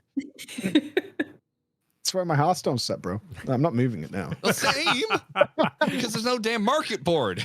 Solution 9. There are so many cozy corners in Solution 9 as well. There's a really cute cafe with nice seating, and it reminds me of old Charlian, because I think people used to sit in that little cafe by the water. But yeah, there's like cute, cool sofa areas, and I always wander around thinking, oh man, this is awesome. I guess there are so many good areas in the game, right? Even when you think about Kugane, for example, that's a beautiful city I haven't been to in a while. They made literal bars and clubs in Solution 9. Like, you can go in and there's like a rave happening. I think the biggest problem is there isn't a market board. No one's going to hang out in a town where they can't just run over and buy something real quick. It's just not going to happen. Yeah. I've never hung out in a town in this game. I always go back to our free company house. Always, because there's always some shit happening there. Like, I know nobody else does that, and they all hang out somewhere else. But there's always stuff happening at the FC. I do both. I'm usually 50% at Limsa just because it's where everything's happening, and there's a market board. And the other half of the time, I am at the FC house just because our decorators are amazing. Do you think it would have been better if they started you in Solution 9, like the game started with like an echo or something like that of being in Solution 9 to get it out of the way? Because I totally agree with what you're saying is every zone I did is like, when are we getting to Solution 9? Yeah. Every zone. And then we went to Texas and I'm like, when is it happening? That's an interesting thought, because then you would have everyone on the same page going forward. Because I feel you. It's a marketing decision. They looked at this and said, whoever's going to play is going to play anyway. We don't need to seduce those people. How are we going to get them to play, the other group to play the vacation Dawntrail that we've shown them so far? Mm-hmm. Yeah. I agree with that entirely. Like, I just don't see a world where they don't show that, because this is a product sold to make profit. And so you need to get the people who are not sold. And that's why I think Valley Garmonda was a mistake. That initial tidal wave, that initial earthquake, everything that happened because the ice was getting weak should have been Solution 9 interdimensional fusion getting fired up. And Valley Gramada can still happen. It's a fun fight. It's fun following the path of Dad. But we should have had, they're in the sea, like our ship's going, and then like little Alexandrian tower in the middle of the ocean for no reason. And we're just like, how did that go? Anyway. I'm still mesmerized by the marketing for this game, because when you look back at what they were showing us, the two big examples of like really cool stuff you're going to see in this expansion, enemy-wise, was Valagramanda. They hyped that up. And then the last boss of the last dungeon. Mm-hmm. Like, I thought that was a raid boss. They're like, this guy's the Executimator, and he's super cool. He's got a giant sword. That dude is the last boss of the last dungeon, and that is it. He plays no role at all. I was waiting for him to show up the entire game. Like, is that going to be a raid? What is this? Dude's like, oh, hey, I'm a robot. Now to die. I was so bummed out by that. And I don't know why they use that as an example of like, this is one of the cool things you can expect in this game. Well, they've done it before, right? They have these red herrings where they show you things in the trailers and it makes it seem important. And then you get there and you're like, oh, that wasn't important at all. Or that was completely out of context. Like, out of context, I understand, but unimportant drives me crazy. Like, Anima, I get, because Anima is like, that's Final Fantasy X dog. Everyone loves Anima. But this dude is a no-name guy who plays no role, and it isn't an unexpected twist. It's kind of a letdown, and I don't like when it's a letdown thing. Like, here's something really cool. We're going to hide it. But when you get there, it's going to disappoint you. Like, that shouldn't be the name of the game at all. That sounds like the worst date ever. Yeah. That's like such a bad day. I'm going to keep this thing hidden from you, but when you see it, it's going to be so disappointing. Jesus. It's going to be so good. Oh, my word. No, they can go a little too far with the anti-spoiler stuff, because it creates more and more anticipation all the way through it. And then suddenly you get the Solution 9 dump and you're like, what the hell? But undeniably, it got us all to... I don't think... If I think back, like, without being rose-tinted, I don't think we had much discussion, like, on a day-to-day basis with my stream or with my friends about Dawntrail until the Solution 9 live letter. Absolutely. Because when people would ask about it, it was like, looks all right. It's more jungles. I'm tired of jungles and MMOs. Every MMO's got a ton of jungles. I'm more concerned with my bitrate than whether it's got a lot of leafy trees, honestly, because it makes everything pixelated. And like, looks all right. That's it. There was nothing to say. Yeah, I was checking in with some friends, and I think I even poked you once, Jesse. And but I also talked to some other friends during like the first 4 zones, and was like, I'm not really feeling it. Am I crazy, or am I not really feeling? They were like, yeah, I didn't really feel it either. They're like, I know you, Garrett, though. I'm gonna say nothing, but you're gonna really like what's coming up. And I was like, okay. And that was the hardest thing. Yeah, is talking with you about it and being like, I cannot say anything. Just keep playing. Because I think, I'm not going to say universally, most people like the transition from the beginning of this expansion to the second half of this expansion. I think it feels more like Final Fantasy and what it should be. But I still am disappointed that in order to sell the expansion, they had to reveal that early. It would be like if you said in order to sell Endwalker, you had to reveal what would happen with the like travel to Elpis storyline. Like, that would be so when that happened in the game, I was like, this is crazy. And it made it so much better that having known that information the entire time, I've been like, so when are we doing this? When is this happening? Because the implication is I can see Emmett, and that would be really, like, having that happen without knowing changed the entire experience. Yeah, can you imagine if they revealed Amarot, for example, in Shadowbringers? That would have had to been a similar thing. Because I suppose it doesn't help with the pacing. If people found the start of Dawntrail very slow, I don't think that helped, because it's like, okay, when are we getting to the cool stuff? Because I was the same. As soon as I saw Solution 9, I was really excited about Dawntrail. It was a completely different aesthetic. I was all for it. I was very excited about it. But yeah, I suppose, it doesn't add to it feeling slow at the start. Like, okay, when do we get to the cool stuff? More like desert and dirt and I guess the problem was there's nothing cool at the beginning of Dawntrail for the first 20 hours. Really? There's nothing majorly cool that happens in the first 20 hours that could have sold an expansion on its own. That's kind of what I was getting at a little bit when I was saying I wanted a little more charm from like the cutscenes in the first few. during the whole Rite of Succession. Like, make the cooking cutscene charming, really just have fun with your characters. We learned, Kyle and I are the only ones here that watch anime. Beach party episodes are a massive trope in a lot of anime. If you're gonna force the Scions to be here and you're not gonna do like a barbecue aside where we're all at the beach and everyone shows up in their bathing suits, and Orion J is the guy that wears like socks to the beach and everyone laughs because he can't swim. Like, I was just waiting for that, where like okay, it's not bombastic, but at least we're getting to play and enjoy these characters out of wartime. Sure. Yeah, that was something I was kind of expecting that didn't come in. The other way you can take that, like, I don't think I want to start in Solution 9, but I definitely had, I think about this often, and I'm going to do something that makes some Final Fantasy 14 players very mad, and I apologize in advance, but I don't live in a vacuum. I'm going to invoke World of Warcraft. Mm-hmm. They talked, my heyday of World of Warcraft was vanilla through Wrath of the Lich King, definitely peaked in Wrath of the Lich King. Is the most I've ever just no-lifed a game. Played so much of it. There was so much talk from the developers when they were planning the story and the leveling arc for Wrath of the Lich King, that it was a massive reaction of what they saw as a correction to a huge error in Burning Crusade.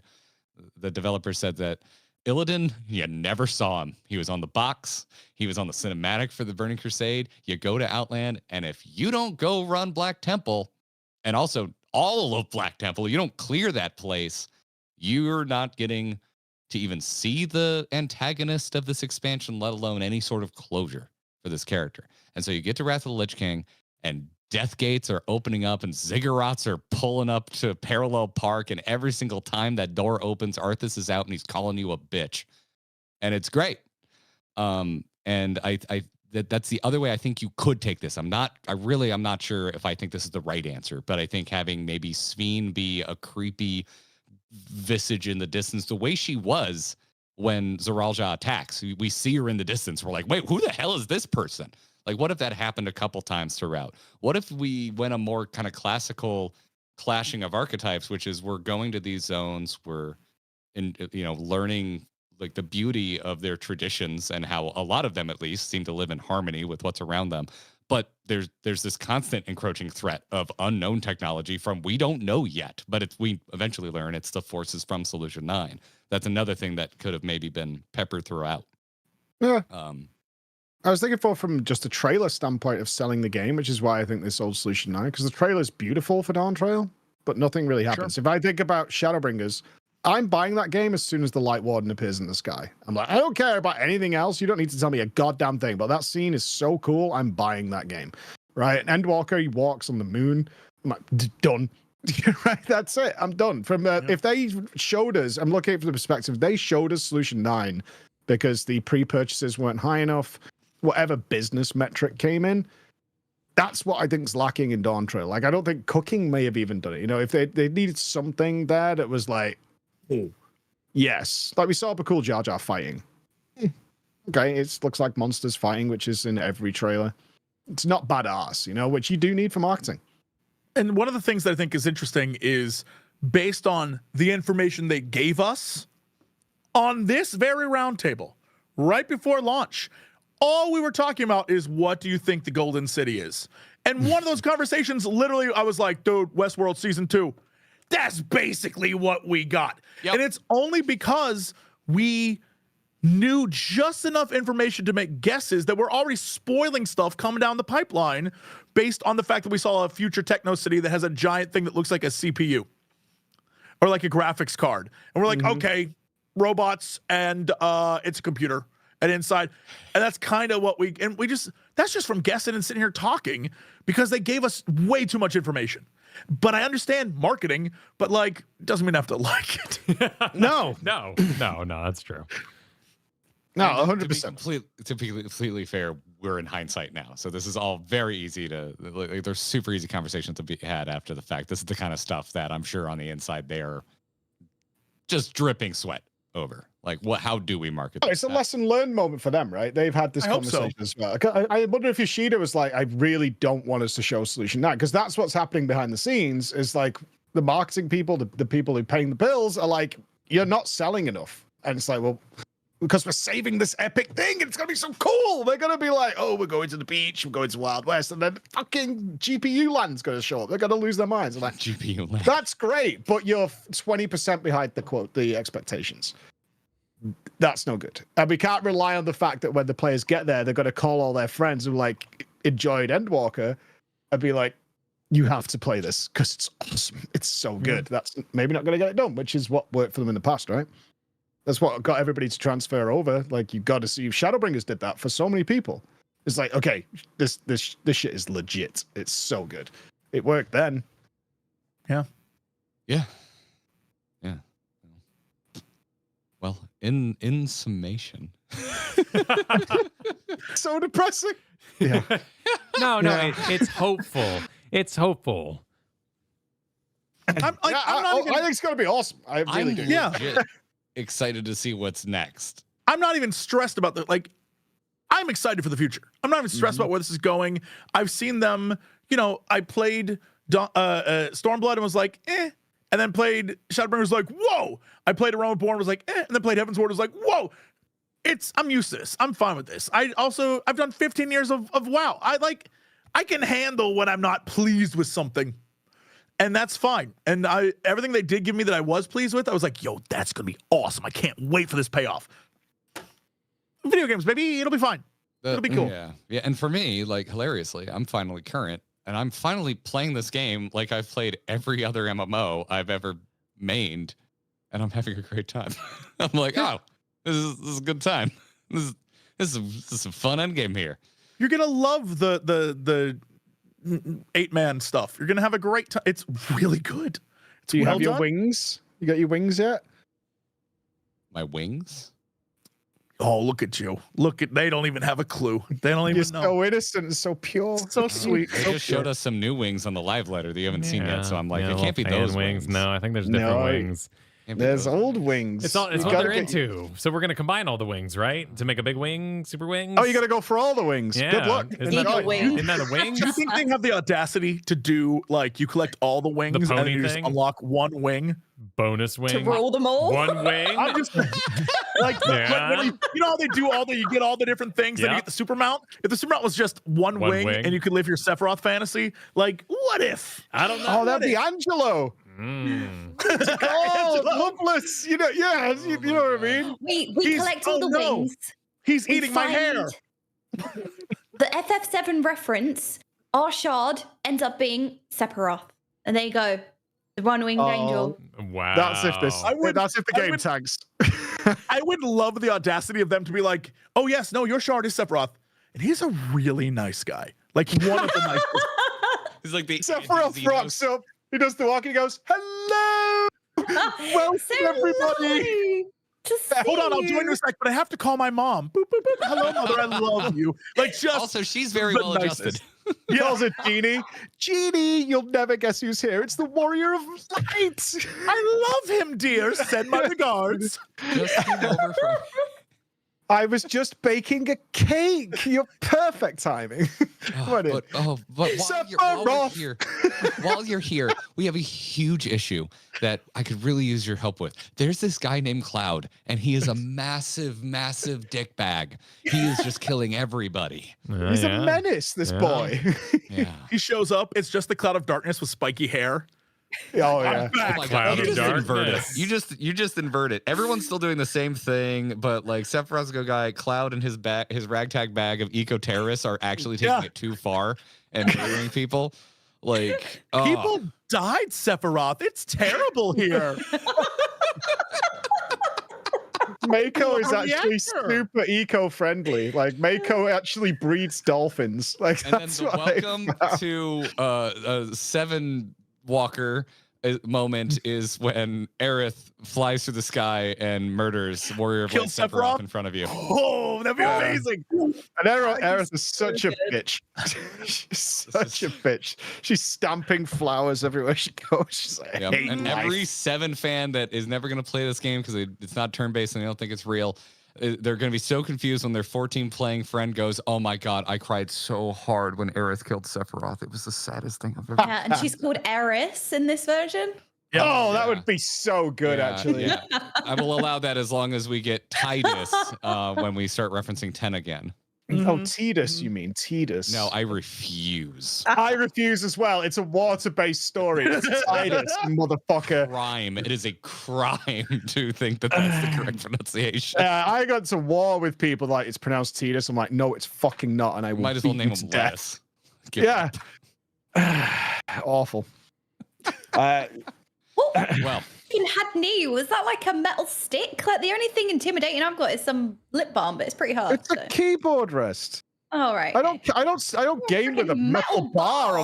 I know I live in Manchester, but I'm not that much of a savage.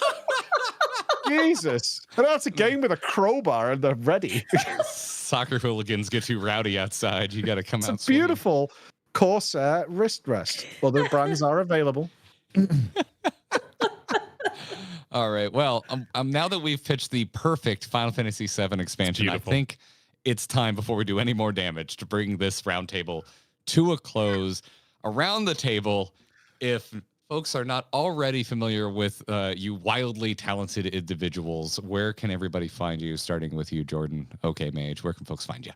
I'm Okay Mage on everywhere. I stream hopefully videos. Yay! Not yet, but soon. Yeah, Okay Mage everywhere. Preach. You can find me on Twitch with Preach LFW, and I'm currently doing a full custom RimWorld playthrough. The team, I've been on vacation, and my team has been working on some sort of mod pack for me containing things. So that's what's happening on my channel at the moment until Ultimate arrives. I'm glad that our fair state did not see fit to throw a hurricane in your direction. Just missed it by that much. And there might be another one. There's something brewing right now. Damn. Oh, no. All right. And next, Jesse Cox. Yeah, I made it simple for everyone. I do way too much stuff, so I put every link on jessecox.com. Have fun, look through it, figure out something you want.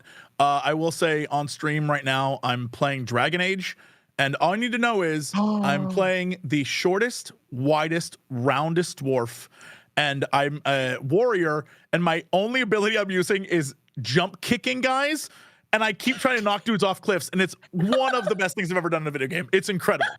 I want to talk to you about that game. I need to know what you think about it. I refuse to play it. I've heard nothing but good things. Obviously, it's weird that I'm enjoying it, but I think because I decided to play on easy mode, and so I'm just story heavy and a little cannonball man, and it might be the best thing I've ever done. I'm just like, all right, line up, guys, and run and jump, and they go, yo! It's hilarious. Did you ever see Hook with Robin Williams? Yes. Yes. You remember the fat kid who could turn himself into a roller? That's my guy.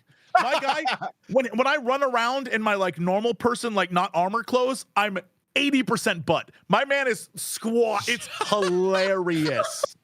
He's awesome. Oh, I love it. Gimli, the butt forward. 80%. That ratio is fucked, by it is crazy. It's so funny. So tune into 80% butt over at jessecox.com. 20% heart, baby. As for Kyle and myself, we can be found right here if you're watching the live stream. If you're catching the VOD after the fact, we might be editing this with some B-roll. We actually haven't decided yet, so this might be coming up probably on Friday would be the fastest we could turn that around. Wherever you're catching this, please subscribe to the channel right now. We'd really appreciate it. Other than that, go to supportourbromance.com. That is the Patreon for everything that we do here at Grinding Gear for me and Kyle. If you like what we're doing and you want to support us, check it out. Supportourbromance.com. It's going to wrap it up for this edition of the Final Fantasy XIV Roundtable. Until I convince all three of you to return again. Easy for me. Maybe after 7-1. Y'all want to come back for 7-1 once we play through it? I'm really curious what they're doing. I know you guys, the trailer has some 7-1 stuff in it, but I'm very curious as to which direction they're going in. Sick. Well, wondrous. Thank you all again for your time. And for the recorded portion of this is the end of the official roundtable. See you for the next one. Take care. As for stream, hi everybody. Hi, I have to go to the bathroom so bad. Oh my god. Oh wow. You did amazing. Same. You did amazing. I'm gonna go see my family. Fly. Big hearts to you all. Thanks for Great. joining us. Thanks Big so much, loves, Mike. guys. Appreciate Thank it. you for having me. Thanks for joining us. Jordan, thanks. Always thank you. I'll talk Always to you thank soon, you for coming. Well, you'll have to play FF8 as well. Apparently. That's what we have to do. I Apparently. don't want to. It's I'm in gonna the middle break, of my everybody. Hang playthrough and on. it's wild. All right. Bye, everyone. Thank you so much. See ya. All right. Well, for now, Jesse's camera's still on, so I'm gonna build something that has him still here I'm assuming he's gonna grill us because he's got a little he's bit. got like secret. You know, I'm gonna do the same. Damn it! All the cool kids are doing it. I'll be right back too. Okay, fine. Yeah. You can here. I'm gonna Fine, get you. I'll hold my bladder. Yeah. Well, you Full of You can cough go- syrup and extra liquid. you can go after this. Here, let me No, just maybe get you on screen here. You know, He but I'll starts leave it a little talking. chaotic just so everybody knows. Be right back. Oh, wonderful. I'm gonna back up the recording in case the worst should happen. And GG Roundtable. Oh, that was fun. I adore these. Thank you so much for watching, everybody. As you may know, and if you don't, I'm about to inform you. Kyle and my background is in podcasting, and we always back in the day when we were just mere fans, kind of coming up with little shows ourselves. We always looked at like those big roundtable podcasts about stuff like World of Warcraft or StarCraft because we were in the Blizzard sphere. That was like that was like, oh my god, if only we could get this many interesting people in the room together to talk about these games that we love. So I'm just like beside myself anytime we do one of these because it's the kind of shit I always wanted to make. So thank you for watching. I'm going to cough now because I'm still kind of sick. Go if you gotta go. Oh, Nice. sorry. What was that? Go if you gotta go. I will hold down the ship. Oh, okay. Wonderful. I'm going to refill my water. Hi, everybody. Hi, this is me. Hi. That was awesome. By the way, I don't mean to review or reveal behind the scenes, but we are nothing but professional. And we tell our guests 90 minutes.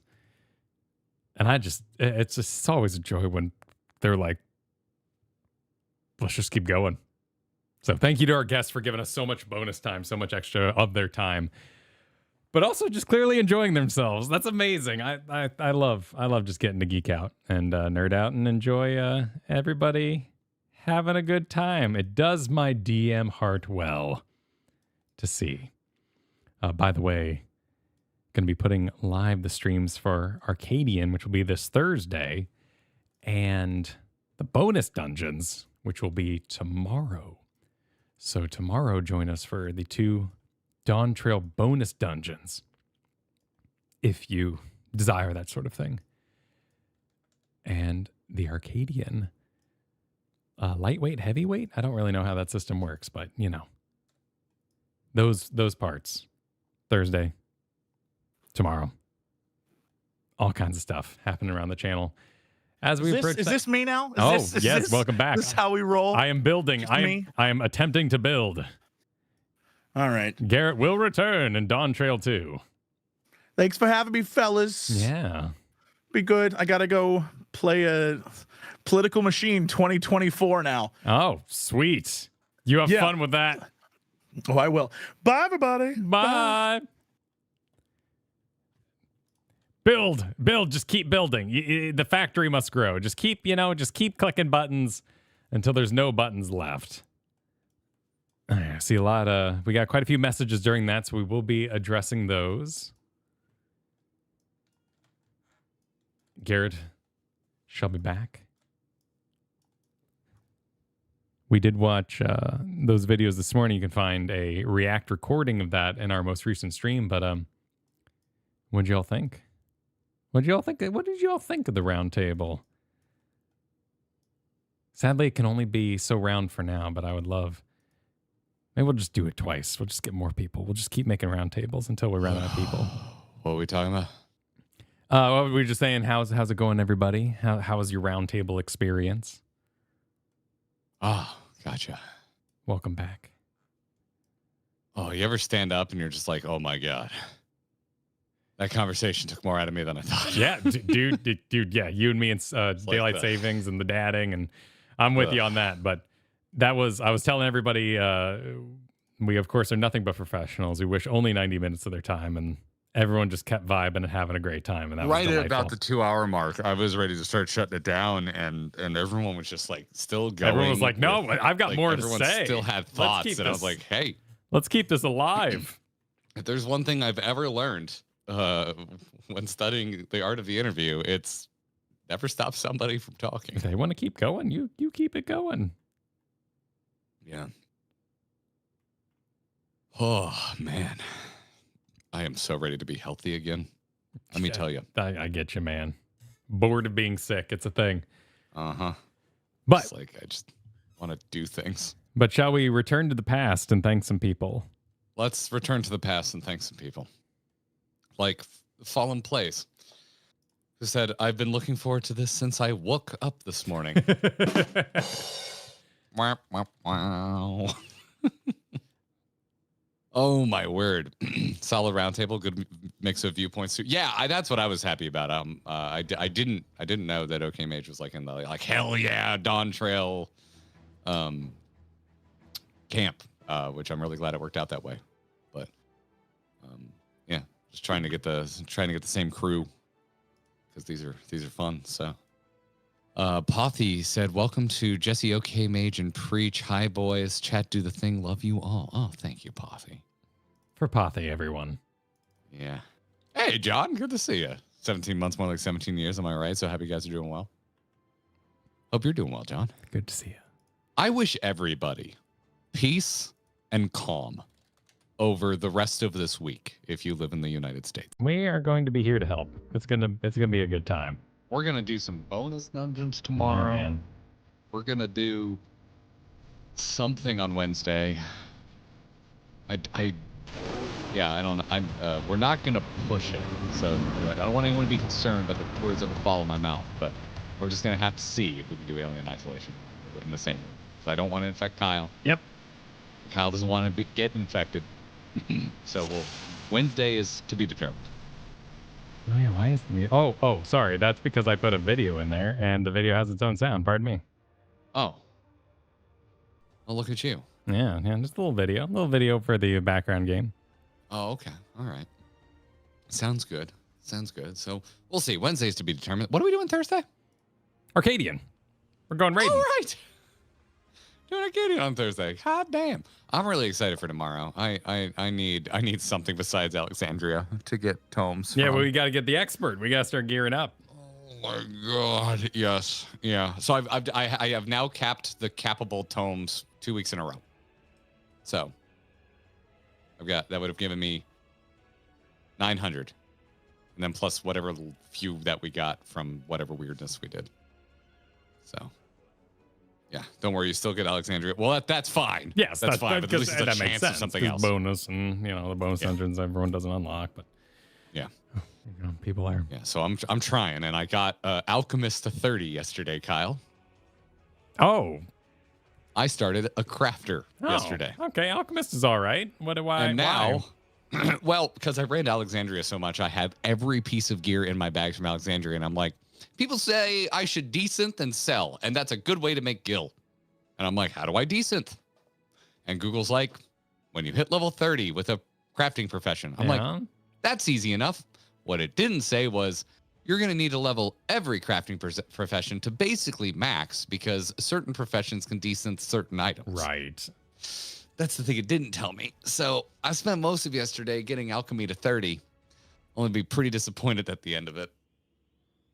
But also now I have a fire in my belly, and I don't know when I'm going to find the time for this, but there might be random degenerate Garrett night streams where he just levels every single profession simultaneously until I have them all. Absolutely, do it. Because it's pissing me off.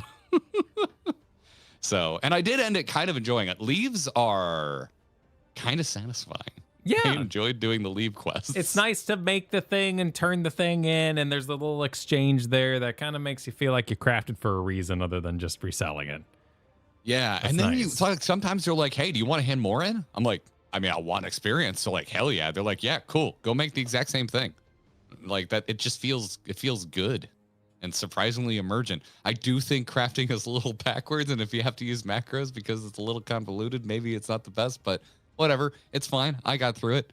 I like that you don't necessarily record. I wish you could record your best run rather than just putting it to like synthesize. You could like do one really awesome thing of all the little button press and be like, yeah, just do that again. Make it as amazing as possible. I wish like they gamified automation in game itself rather than just be like, make a macro and hope it works. Make like, it gambits. Like you gotta put it. If you make it perfect once, it records that perfect run, and now you can just select it and bam, nail it every time. I think that would be nice. That'd be great. I think that would be nice. I've heard that folks have informed me that there are mods, and folks have been like, "Listen, man, like if you really want to just do it off stream, it'll be fine. It's totally cool." But I'm like, "Oh, this macro seems to work just fine." Yeah, the macro's basically that, but it'd be fun to move the little icons and all that. Yeah, set it up proper inside. Yeah. So yeah, I left with mixed feelings of like, okay, well, I came in with not enough information. That's on me. But I also left thinking it's kind of convoluted while also kind of having a good time. And I felt like shit yesterday, so I will say it was cozy. And I also didn't think I was going to spend all day doing it, or I would have streamed it. But then I just like, at a certain point, Katie came in. She's like, "Hey, I'm just going to clean up around the house. You look comfortable. Don't just relax." Am I playing too much of this? I should have streamed this. That's always a problem. It's a constant streamer problem. Oh, 100%. Yeah. So. Anyway, Dark Knight of Anime, thanks for the 14 months. For me, Dawntrail is awkwardly sandwiched between Realm Reborn and Endwalker, so second to last. Yeah, we talked about Euro. You have an interesting order, Dark Knight. You're not an Endwalker fan. Yeah, not everyone is. Big Endwalker fan. I really like Endwalker.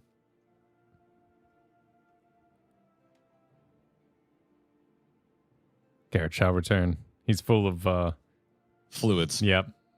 Good and bad.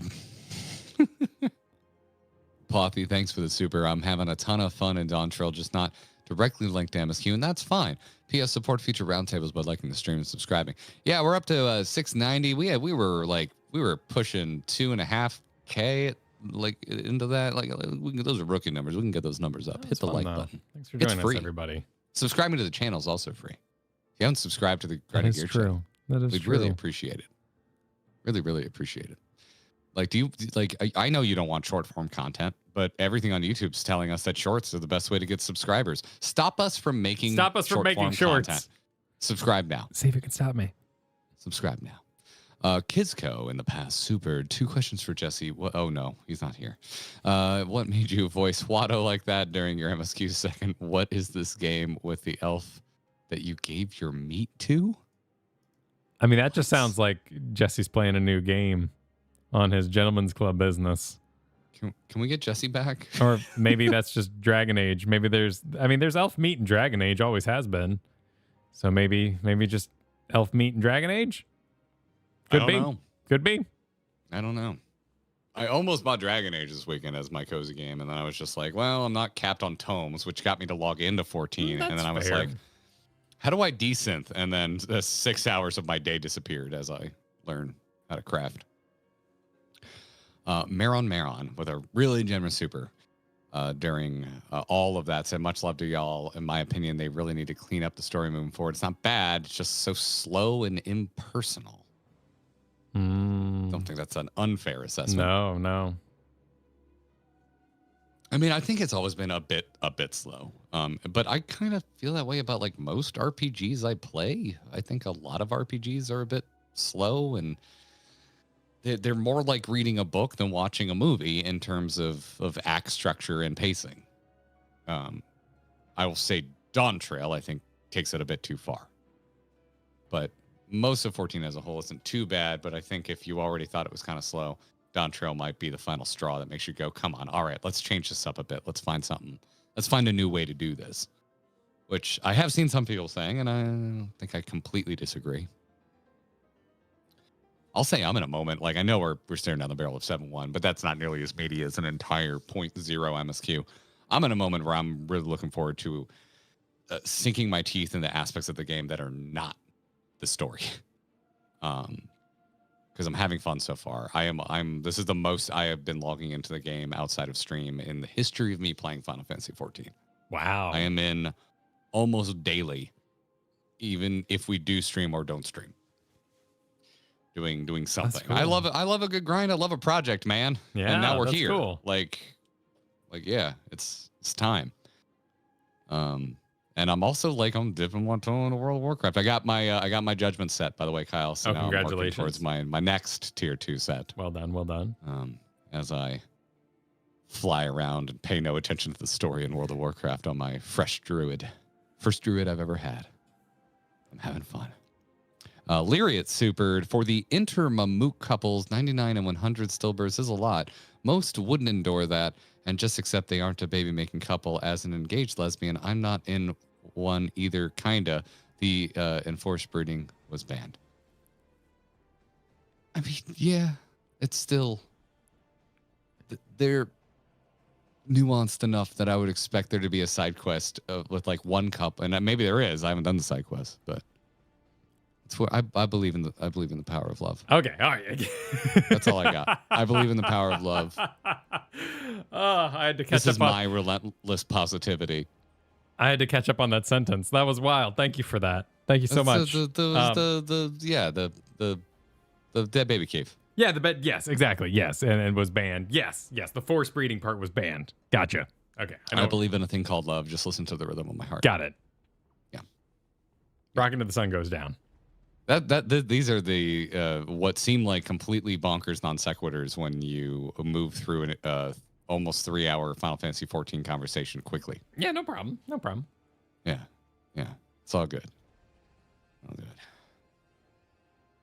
Oh yeah. No, I'm picking up on that. Yeah, I got around to it.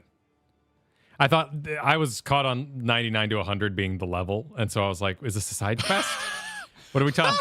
So the fact that you mentioned the number that we are currently at as max level, that's where I got lost. Now I'm imagining Vegeta and Nappa react to the dead baby cave and be like, "What? How many dead babies? It's over 100." 100? What? 100? There's a side quest all about it. Spence Super Justinian is my favorite vagrant. He goes where he pleases, and I'm always here for it. If anything, he's more of an adventurer than we are. I love the character archetype so much. Fair. Yeah, no matter what's in. I have been informed of the firmament hell, but I got there. I was just like, oh, I didn't come here to also learn a gathering profession, and also I had some power leveling materials that have been mailed to me over a year ago from our now dearly departed guildmate Faye. That in there said, "Hey, use this for your leaves to level your alchemy." And so I'm like, oh, might as well go with the alchemy. Yeah, exactly. Yeah. So I was informed my mailbox is full, and this like the saddest, sweetest story. I hope this makes you feel good. I know it's a bit sad, but it's also the reality of the situation I find myself in. Is that we lost a wonderful member of our free company this year that went by Faye, and over a year ago, I made light mention of like, oh, one day I'll get into crafting professions, and Faye was like, hey, hit me up if you're ever interested. I was like, cool. And I move at a snail's pace, but I do make good on that kind of stuff. When I say I'll get in touch, I will. It just might be years later. And around the same time, Faye had mailed me a few things because I don't even remember what I said. I guess I showed vague interest in alchemy, and Faye sent me a bunch of alchemy mats. And in the parcel, it said, if you have any questions, like these are for your leaves. If you have any questions, DM me. And so I had this little moment yesterday where I was like, I remembered that was there, and because I want to learn how to desynth, I'm like, all right, it's time to learn a crafting profession. Let's go. I didn't realize I had to learn them all if I want to desynth everything. That's neither here nor there. What's here is this tragically beautiful story of a letter I will never delete out of my inbox in Final Fantasy. Because man, it hit me yesterday. I had a little moment where I was like, man, I wish I could DM you. I wish I could DM you, Faye. And so I was furiously Googling as much as I could because I thought the best way I can honor phase memory is learning this stuff on my own. And eventually I hit a couple walls and started bugging the FC chat. And they're like, why are you just focusing on alchemy? They're like, honestly, if you're going to do this, you should probably just do everything kind of simultaneously because you kind of can level it all in the firmament. Why are you looking at leaves? And I was like, I don't want to make anybody sad, but I've got this adorable letter from Faye that mentioned leaves. And I want to figure out leaves. It's like today's little moment of mourning is figuring out leaves. And ended up having a good time. So, yeah. Yeah, it was, oh man.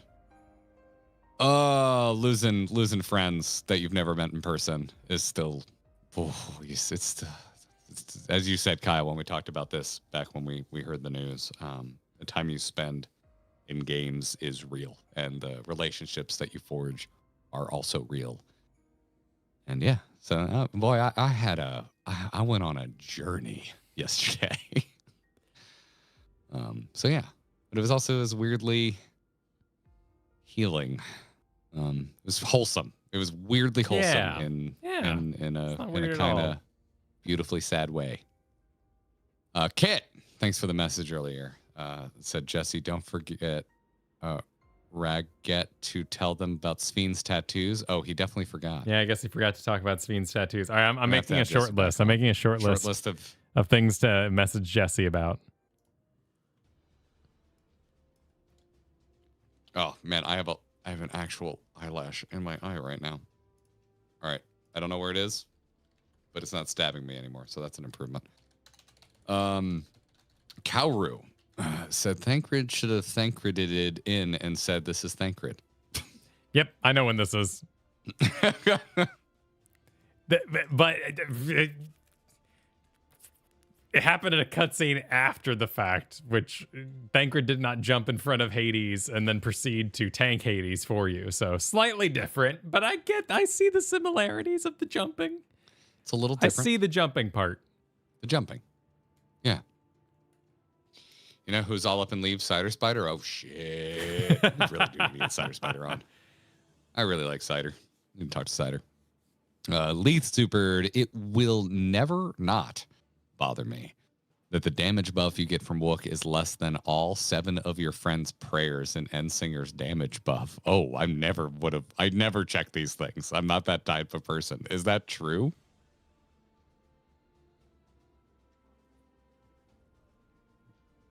Shouldn't it be less? Shouldn't it be less? Or is this written backwards?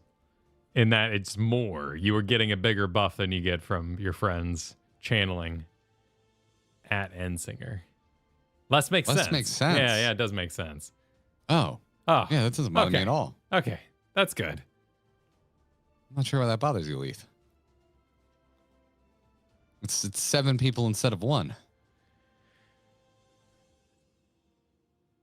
Unless she hacked the system or something. Oh, that's good to know, Matthew. Hey, yeah, we'll have to come up with a good excuse to have Cider on. Huh. All right. Well, maybe they're not bothered. Maybe we should be. We'll find out. Frozen Studios simply said hello. Hello back at you, Frozen Studios. Letty Supered, it was so weird that following the expansion all about learning to deal with sorrow and supporting each other that we have a civilization whose thing is refusing to let go of the ones who have passed. I kind of liked that about it, and it felt semi-intentional to me. It tied in really nicely to the patch content with memories and souls and all that going down. I think for me, just the biggest, the toughest part, and I think we described it well when we were talking about, and I think I described it well when I, in front of everyone, talked about the magic trick. And it bothered me because something else wasn't flashy enough. It bothered me that in the end, in our final monologue, they're like, and they had no reason to remove their regulators because that's fine. We can keep that up. That's a good activity. But clearly it's not, because that's expansion fodder or that's patch fodder. So we're going to be exploring that more. But their society, there's an odd tonal shift of let's support people's local culture while also we really got to deal with this new one that might destroy the world. But now we're going to just kind of let it ride in the patch. Yeah. It makes me go back down to pacing concerns, and we've already litigated that, I think, to its natural conclusion. Sarcardo, thanks for the super earlier. The funny thing about Solution 9 based marketing is that Japanese RPGs end up at a hyper advanced super sci-fi empire 12 times out of 10. So I was hyped for the Mesoamerican cultures because those literally never happen. I don't play enough JRPGs, I guess. Because I don't think Final Fantasy 1 ended there. No, 1 doesn't end there necessarily, but I haven't beaten Octopath Traveler. It's weird that I have 2 coins. It's one of those. There. It's one of those. Like, it doesn't happen all the time. Not all amnesia stories are bad. It's just that we note these repeat things happening. I don't know. I've heard so many mixed things. I've heard that when you're talking about spoilers, when it comes to things that we tend to call spoilers, the Japanese audience, as surmised, I've been told, thinks, wow, what an interesting endpoint. How did we get there? How is the story going to proceed to that moment? Rather than, I think, what our American brain kind of says is, oh, well, now you've given too many answers. I don't know how true that is. I think we're also just having a very, very cool writer renaissance. And we don't need one amazing... An important leader is important. I think we're having a writer renaissance in video games. We're allowing lots of voices to be heard. And that's probably why, like, Wuk Lamat's mom's, her surrogate mother's story was so well written, because I think someone was tagged there and said, hey, you have experience with this. Why don't you come in and like, aid me in writing this part? But it can, as we develop this sort of communal story writing in video games, it's left some parts uneven to others. And ultimately, I think as we train and as a community, we learn to critique these stories and talk forward, I think we'll find that's vastly superior to waiting for some savant of writing to be able to talk about enough issues to put a story together. But it's going to take a little bit. Everybody's different too, because like what I just want to hear is that there's a plan. So I'm curious, bordering on concerned from the, oh, we'll see what everyone responds to and go from there. I'm like, no, I trust you. Tell me there's a plan. Because you, like, most of the time when I don't enjoy a ongoing story, it feels like it's because they didn't plan it out ahead of time. Thinking about where things ended in Rise of Skywalker. It's like, there were no hints of Palpatine coming back. So when he comes back, it feels unearned. I think a lot that does tie into a lot of my trust with like a career man like Yoshi P and his seeming from the outside just desire to continue to participate as long as possible, forever if he can. And it's been a while since I felt that with a game studio, and that level of trust is hard to come by. And so far, I haven't had that illusion broken by anything. It's partial personal, but like anytime this happens with like actors, like I remember Chris Evans was like, yeah, I never really liked acting. I wanted to direct. I'm like, well, you just kind of like, deflated my like your movies, you know? I'm like, well, you didn't like, I was watching you at your, I don't like doing this. That's a bummer. That makes me sad. I want you to be happy. Well, go direct then, please. This is why you should start becoming a Lynch fan with me and just enjoy a bunch of shit that the creator doesn't even want to give you his answers for. Yeah, that's cool. It's wonderful. Wonderful. Also, like this time of year when it's like getting cool and you want to wear some plaid and you want to watch this weird mystery unfold in a Pacific Northwest setting. Oh, it is Twin Peaks o'clock. Time of year. I'm currently trying to track down the Blu-ray box set. There's a collector's edition that was limited run, and I really want it. I respect don't elaborate immensely. It's so hard to do when you have something you care and have poured yourself into, but I mean, I do, but I'm like, well, we're not. We're like hanging out. Like the whole thing is talking about our interpretation. So if you misinterpret my interpretation, I want to tell you that it was misinterpreted. But if I was like telling my own story from scratch, I hope that I would have the strength to not correct people. I respect the magic of a more pure video type YouTuber a lot, where they put out a video and then they do not exist for the rest of the week. And that's very cool. But I'm also extremely proud of, streaming and getting to interact with people in real time and being a part of their day. So there's benefits to both. Yeah. Purple Wreck earlier, super loved the round table, had some delay errands, had to delay some errands till tomorrow, and I don't regret it at all. Thanks for joining us. I love being the reason for procrastination. That is a high compliment you can pay me. Dark Knight of Anime said, I blitz leveled my gathering crafting. Now I've only got 2 mil gil left in my purse. Context, I had 11 before. Oh, good to know. How's your inventory after all that? How's your gear? How's your box? How's your armory? I'd imagine you probably this is when you probably consider buying more retainers. Yeah. Because I found myself holding on to some stuff I could probably get rid of now. I ran into an issue where I had no low-level materia. And one of the early alchemy quests is like, all right, make this grimoire and also put materia in it to hand it in. And I'm like, what do you mean I can't put like level 7 materia in this? And it's like, nope, you can't. Your melding isn't high enough. The thing is too low. And then I went on the market board and like level 1 materia was like 37,000 gil. I'm like, screw this. I'm not paying that. They know. Yeah. It's a fun rabbit hole crafting, but it is, it is thick. Huge thanks to Pothy, who went, I never throw anything away. Let me go to my retainers. And Pothy's like, oh yeah, here, take some level 1s. Here you go. And then I was clearly overthinking it, because you can pop, because I never went and unlocked the higher level of melding from the goblin out in central. That guy. Panelland. Yeah. So I went back out there and I'm like, crap, I'm going to need, because you have to do it 8 times. I'm like, I'm going to need 8 level 1 things. I'm like, oh, wait, no, you can just pop the materia back out. You can extract materia and just like on the same item, out, in, out, in, out, in, out, in. And I just got it done. Gamified did it. Yep. It was great. It was wonderful. It was good stuff. Das Super, not me with all hand and land jobs at 100. Smug. You know, if you're going to be smug, I like it when you attach to it a few bucks, It's my favorite smug. Thanks, Das.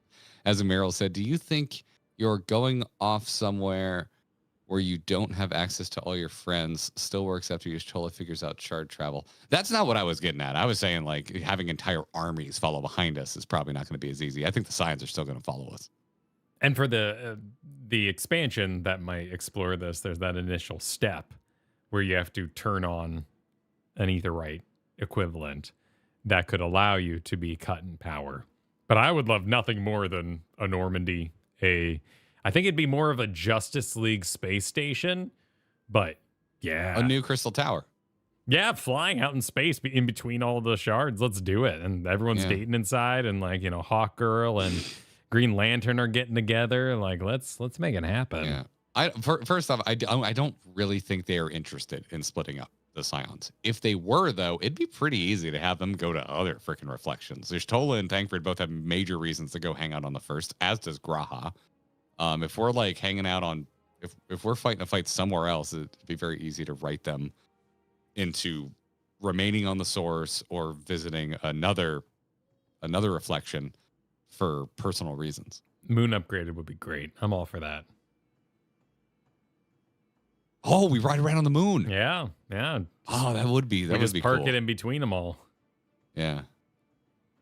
Jeffrey Morales, thanks for re-upping your membership during all this.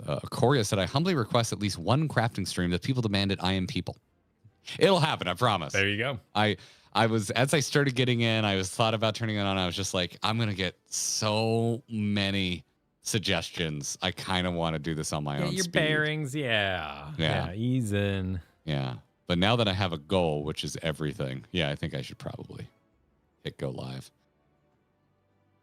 Tia Marillion, thank you for a few supers here. Let's see. The roundtable was great. I hit the last zone of Dawntrail on the 15th anniversary of my mother's death, so I cried and interpreted that entire zone as a metaphor for working through grief. We've heard a lot of stories like this. Yeah, it's. I think that could be the a lot of us victory. can hit that way. Yeah, that could be the victory of what we can quickly, and I think Preach got into this too, where we were kind of talking about the playing to a younger audience, but you're able to bring your own darkness to it. And in that way, you can bring your own hopes and Kafki, what was this? After talking to so many people, this opportunity for so many to see what they wanted to see in that character. And I think that it was so dismissive to call it younger or young adult, I think is thrown around wrongfully because there's some freaking badass young adult books. Young adult I know, books. I don't, right? I really don't understand that. And But- honestly, it is explaining so much of current video games discourse to me. I'm like, I think there's just a bunch of you who never read YA novels, never watched a CW show in your life and actually got invested. Where the fuck were you during True Blood? Yeah. Like, how do you not get invested in kind of trashy character driven drama? Like, I really I'm like, how am I weird? Are we not all into this? Because I love YA, I love True Blood. I'm seeing people like I've watched a little bit of Dragon Age streams, and like people are like, oh, the writing is so bad, it's so corny. I'm like, did you fucking play Inquisition? Like the dialogue seems the same to me, and it feels like it's on that level. It's like it's not grimdark. It is romantic. This is a world where people fight and there's conflict, but they also find love, and you're supposed to be interested in both sides of that. And that usually comes with a little more of that YA energy, because that's usually the most tumultuous feelings of romance we end up going through, because it's the first time we're really going through it. And we don't know what to make of it, and we're kind of being assaulted by it. And so I don't know. I like that, and I guess I think I'm coming to the realization there's a lot of people that cannot stand that shit and aren't used to it and never consumed any of it. I don't trust people who don't like YA, is what I'm saying. I don't know, man. I had to listen to a 30-minute rant from a family member this weekend about how children aren't reading. Children in college have never read a full book in their lives, and their attention spans don't. And I was just like, what boomer were you around? that was. You know what? I've heard this. I've heard this one before. It happened in my generation. It probably happened in your generation. And do we have to do this? We don't have to do this again. I'll skip that one.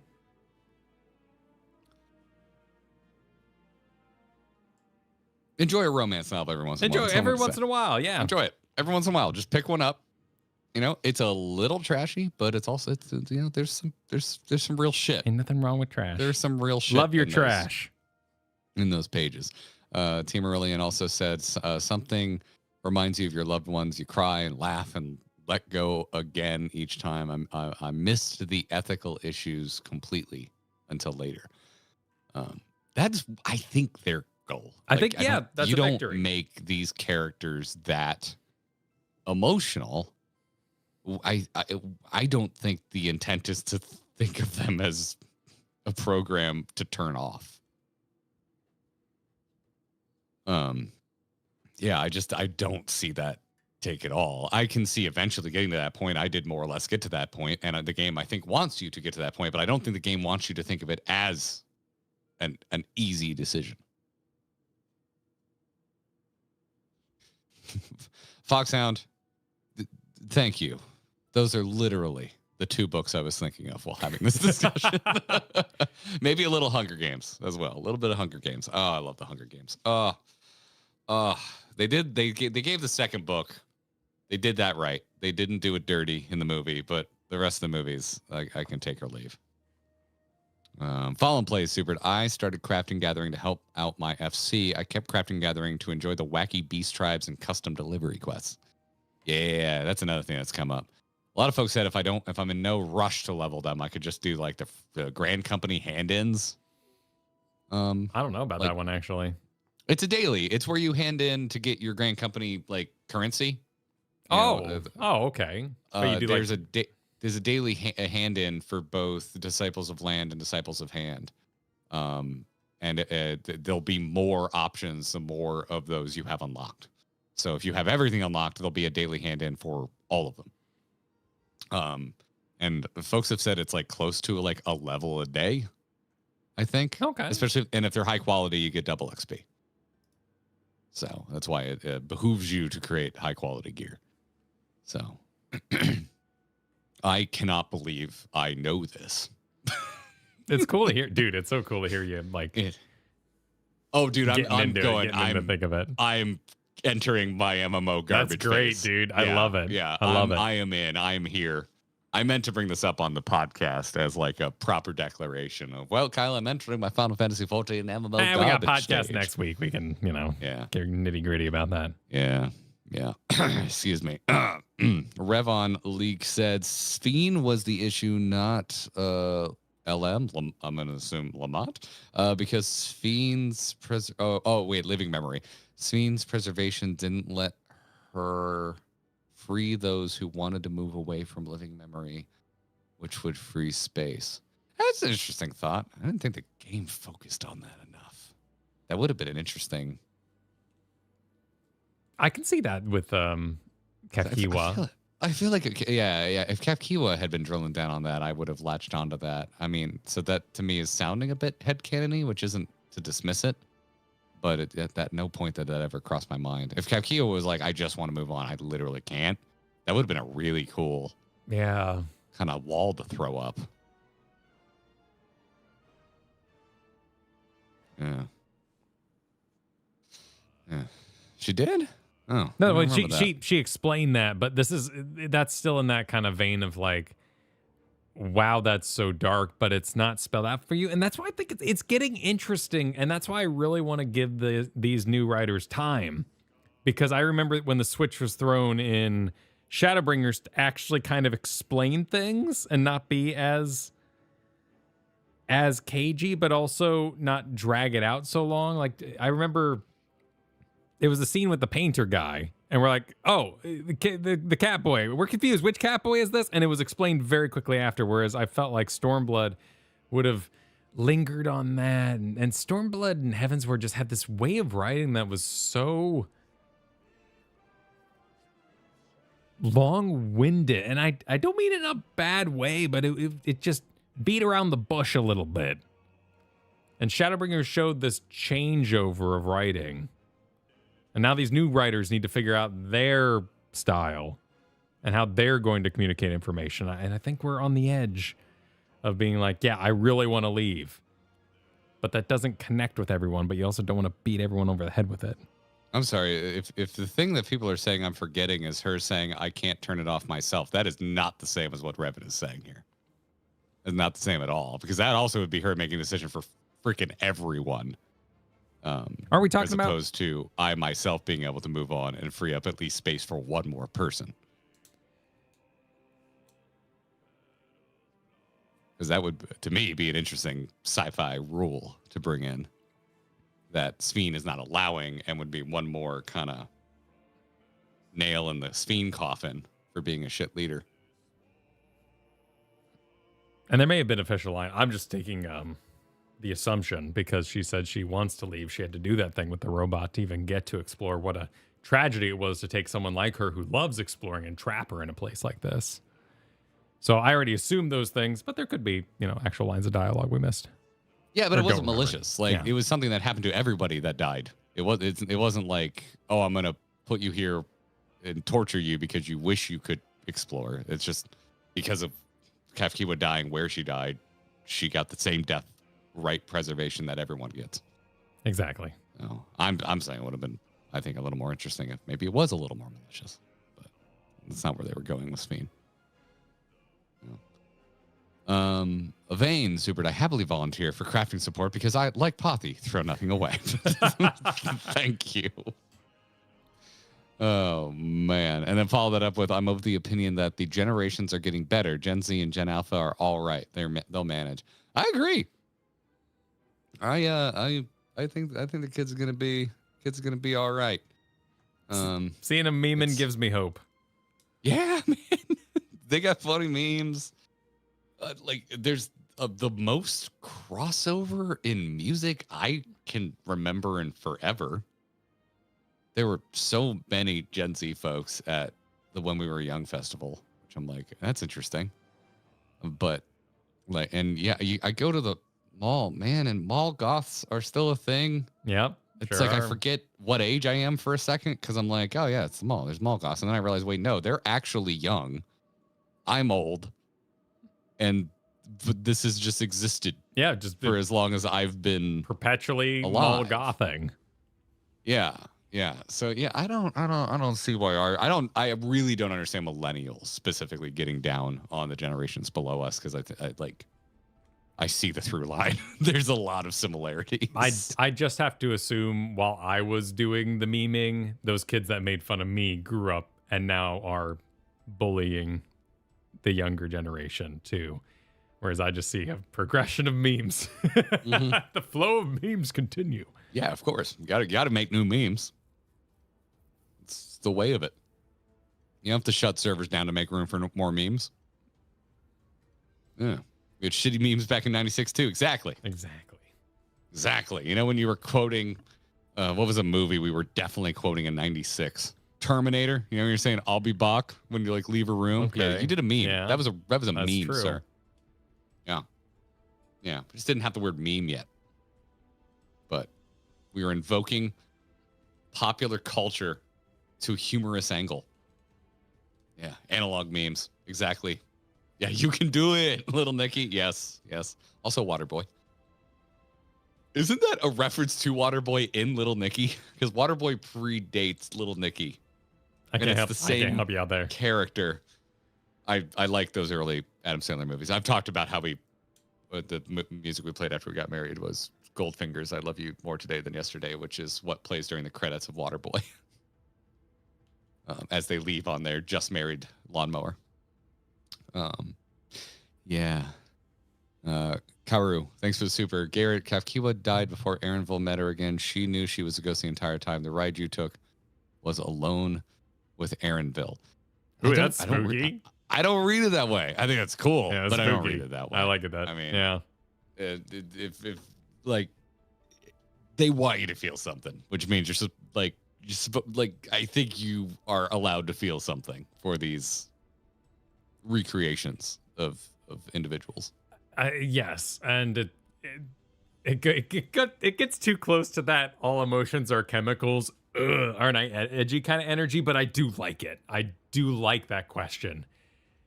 I just acknowledge its pointlessness, and we might as well go enjoy some pizza. Because that's all just chemicals. It's made of chemicals. My brain sends chemicals. Let's just eat pizza. It's fine. I really think that if you write that off, you write off all fiction. Yeah. Like, did fiction make you feel something? What? Did you know it's fake? Thanks. You're ink like on a half of my page, family huh? that Yeah. refused to enjoy fiction. Nice ink there, weirdo. Yeah. And also, by the way, if that's true, it's so much worse because then it's you walking in and sitting down with your friend who's currently crying, watching old home movies of his recently deceased loved one. And I don't want to be in the room for that. I think that makes it worse. That's what Preach was saying, and I think a lot of us felt I shouldn't be here for this energy. Yeah. It's just I like that no one can agree about living memory. I actually think that means it's a success. The more an overused phrase, the more I think about it, the more I like it. But when it comes to living memory, that is true.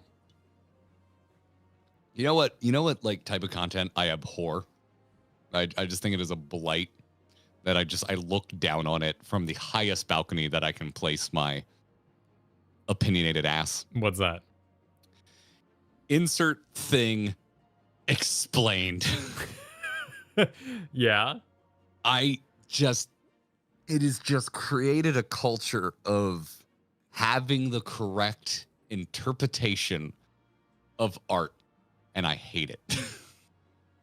I truly hate the more egregious one is like listing all the Easter eggs. There was one I watched that sent me into a fury after Andor, the Star Wars show, came out.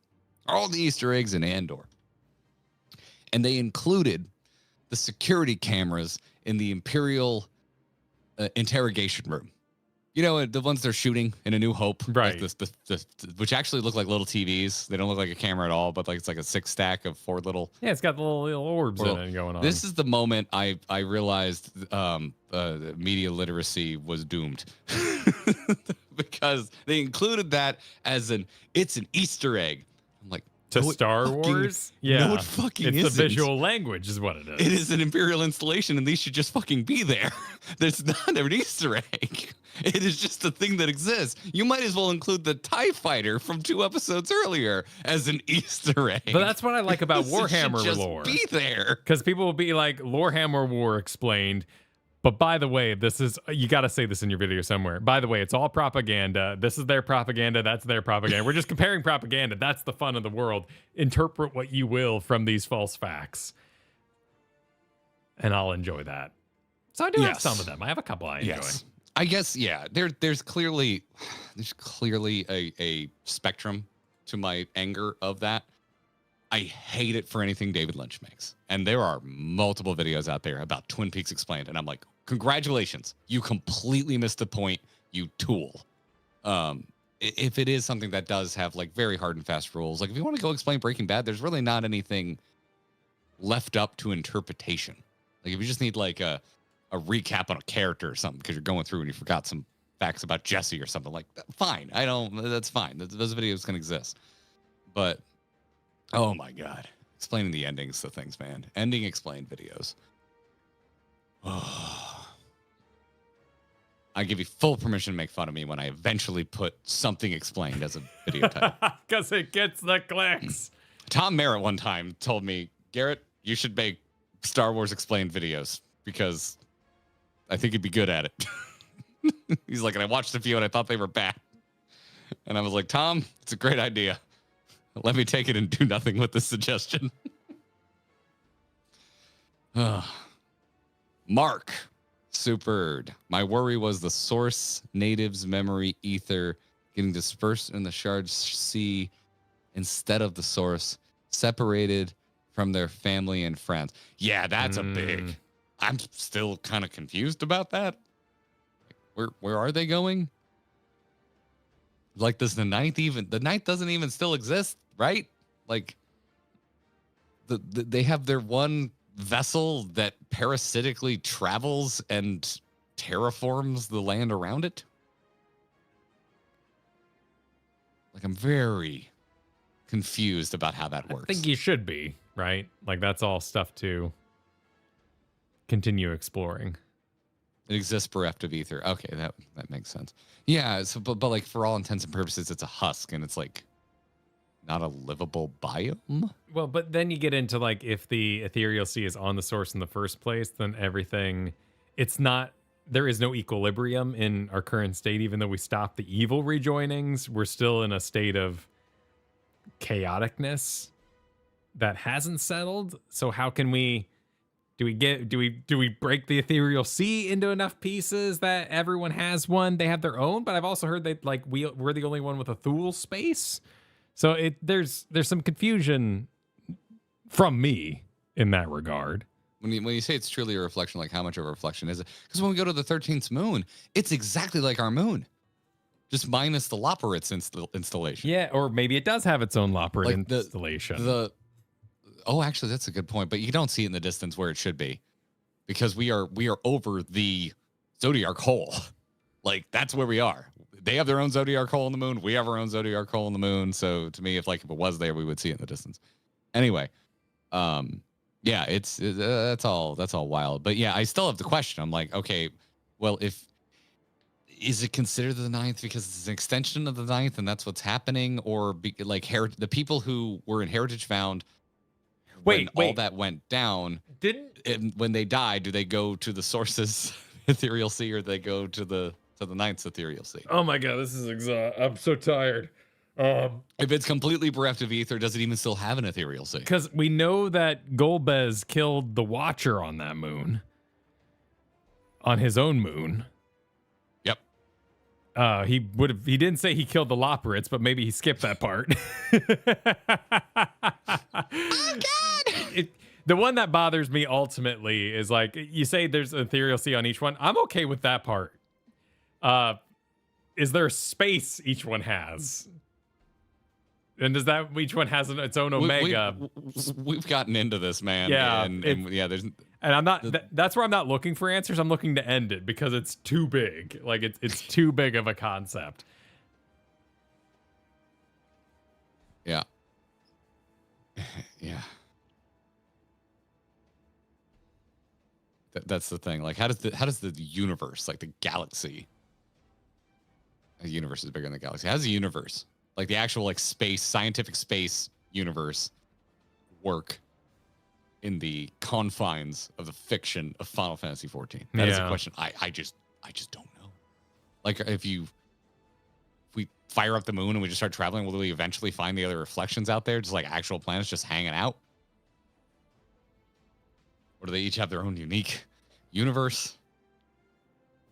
Yeah, and she did it in a moment of desperation. So the world is supposed to be imperfect. And I think that's one of the great things about the Heidelin plot. While it is messy, it's done so purposefully. And I think that's highlighted well by the Minfilia kind of thing. But also, I think the Mystic. What was the raid series in Endwalker? The raid series in the official name of it, the 24 man. Oh my god. Stories of the Realm. Mists of the Realm. Mists of the Realm. I think the whole god system they made that was like contingency of the Heidelin creators as well, and their personalities placed into that. All kind of, it just kind of smooths the whole thing over, and like, yeah, she did everything she could with the information she had. Yeah. Yeah. No, I get that, like, the whole universe. Well, I guess I don't. I guess I forgot that the whole universe wasn't reflected or like sundered in all of that. But like, again, like we have the technology for space travel. If you fly off of one of the other reflections into space, what happens? Is it just like Starfield? There's just nothing there. Stop. Yeah. No, there would be its own pocket reality with copies of and shards of Omegas, I would assume, but it's very big. And there's no dragons on the first, but does that not mean there's not dragons in space? It just so happens on that reality, there wasn't the domino effect of things that led to dragons coming to the first. Yeah, but the goal wasn't to split the other world, so it would make sense that there aren't copies of other worlds. It was our world that she cared about, that she was attempting to save because it was dying. There's also now a reality in time where Midgard Surmer's like president dragon of the land that Graha abandoned when he took the Crystal Tower and drove it to another place. So, this is where, like, it's fun. It's fun, but it's also like the part where you go, no, it's okay. It's okay. I'm done having questions. Then why are there stars in the sky on the first person? Like, I get that, and I believe you, but I don't think it stops the questions. Like, we get those responses anytime this comes up, and I feel like, when I read those responses, the expectation is for that's the answer, moving on. I'm like, well, you see the stars from the first, so what happens? What's over by the first? Does the first actually, do the other reflections, did they just get tossed into other locations in the actual universe? Or are you just not supposed to think about it? I think you're probably just not supposed to think about it. Like a good Aliens movie, let's not over-explain it. And I think that this is currently the right stopping point. There are opportunities to explore the magical elements of it. But we could absolutely over-explain, which would be a bad call. I have not ever played Metroid Prime 2, but that's very cool, Mummy Head, saying that the shards are in the same position in physical space as the source. But, it's like a phase almost. So then, like, that's kind of cute. I like that. This is complete nonsense in my head, but I like that. You go to the first, and then you get in a spaceship, and you go somewhere. All the other planets are just kind of where they should be. The only thing that's changes is the planet you go back to that you know as a theorist. But unless you use something to move between reflections, you return to the same reflection that you're currently on. Right.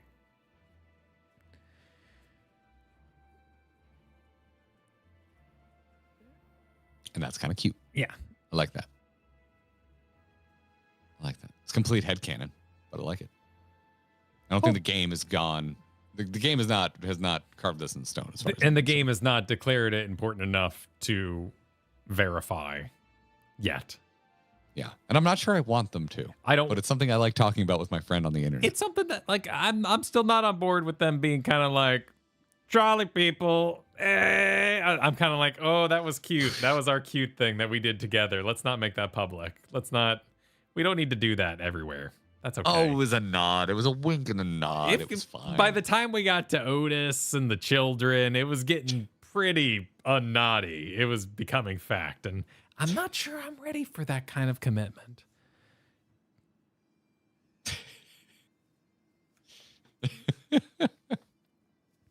You've made a lot of commitments in your life, sir. I'm surprised this is where you draw the line. We all have a line we must draw. Foxhound, thanks for the 22 months. Speaking of fun YA trash, Star Wars Dark Disciple, the Ventress book was fun too. Also, thanks for all the years of fun from Starcast and now. Damn, Foxhound. I have not read Dark Disciple. I have been told many times I should. I love Ventress, but I haven't gotten around to it. I haven't done much reading in the last few years. Getting through this game has basically replaced my desire to tear through books. Yeah. I've been reading Warhammer Codexes. And the best Star Wars book I ever read was Darth Plagueis. That thing was badass. I love that. I never read Plagueis. That's another one everyone tells me. You included have told me to read Plagueis. And they were always, Disney was a little mum about that one. It always seemed like they kind of wanted to leave it in canon, sort of. I think the Mune, I think that's what they're called, are kind of not good for cinema aliens. They're really dumb looking. Well, he shows up in The Acolyte. So yeah, no, they're not good for cinema. Yeah, they are. Yeah, the Mune. Yeah, one of the weird guys on the Separatist Council was a Mune. Yes, yeah, their little hats. Oh God, I remembered when Plagueis came out. My very passive Star Wars fan friend came to me and was like, "Garrett, you know Darth Plagueis is in the room when Anakin kills the Separatists?" I'm like, "Dude, that's not Plagueis." I hate to break this to you, but that's not. I've never hated being right more than that moment because he was so excited. I was like, dude, that's not Plagueis. That's just a Mune. That's just a random Mune who's on the Separatist HOA board. That's not Plagueis. Bummer. Yeah. Fallen Plays Super. My headcanon is that alternate worlds always exist with or without societies, and our ancient souls are split among them, like that TV show Sliders. I never watched Sliders, but I remember advertisements for it. And I saw people saying, "Go for it, you're on topic." No, I'm not. I just want to say I want a burger. I saw people pointing out the D&D multiverse, which I think is actually probably the smartest way to think about it for now. Because it's very simple. It's like, it's adjacent to our world. Yay! The end. The end. It's that episode of Aqua Teen where they're trying to sell the house and the crazy guy shows up and just keeps saying Alabama. And they're like, yes, we are located conveniently adjacent to Alabama. I would say it's closer to when like Frodo puts on the ring and runs around in the weird smeary world. Oh, that's perfect. That's a perfect. Yes. Perfect example. Except the wraiths are still there. But that would be their reflections in the. It's not the perfect analogy. It's not but perfect. I'm trying to think. They're doing the exact same thing in the exact same space at the exact same time. Yeah, but no, that's a good point. Yeah, Stranger Things. Yeah, Stranger Things is a great example. Actually, the Stranger Things is probably a much better example. This is a great example. Now the world's completely like fucked up. Is Fubar the Upside Down? There's not like normal ass societies like with homes and families and hopes and dreams. No, but there might be something reminiscent of the house that was there in the other world, though it's not a house anymore. It's more like a biblical tower of some kind. Yep. Yes. And then there's Interstellar, which I deeply dislike. So we're not going to get into that. That's more time travel based. I really don't like that movie. I think it's fine. It's just overhyped. Same with Inception, but that's my own problem again. I like Inception, I but like it too, but it was by the time I overhyped. finally watched it, I was like, this isn't as mind blowing as I expected it to be. Yeah. This is a good movie. I like it, but I definitely I should have just went opening weekend and just, that's yeah. Oh, the score is incredible. Those two working together. I can't think of names right now because I'm still quite ill, and the weekend was a challenge. Oh my God, but Hans Zimmer and what is his name? Christopher Nolan? Christopher Nolan. Those two working together. What a big surprise. The music's amazing. Shocking. It's like John Williams working with Lucas or working with Spielberg. You're going to get gold every time. It's great. It's wonderful. I am losing my voice. All right, well, let's end it then. We'll be back tomorrow. Bring it home, Kyle. We'll be back tomorrow, everybody. Bring it home. We're going to do the bonus dungeons. We're going to talk probably more harebrained schemes and theories. It's just natural. It's what's going to happen. Good time. Let me get y'all a link for that because it is going live right now, made public. Bam. Oh, yeah. There you go. Join us tomorrow and join us Thursday. And I want to give a shout out to the Discord. Vid in Discord right now tagged me and said, Garrett, anytime you reference ATHF completely out of nowhere, I feel so seen. Nobody remembers those random mess lines. We do. Alabama. Not everybody. Thanks for joining. GG, y'all.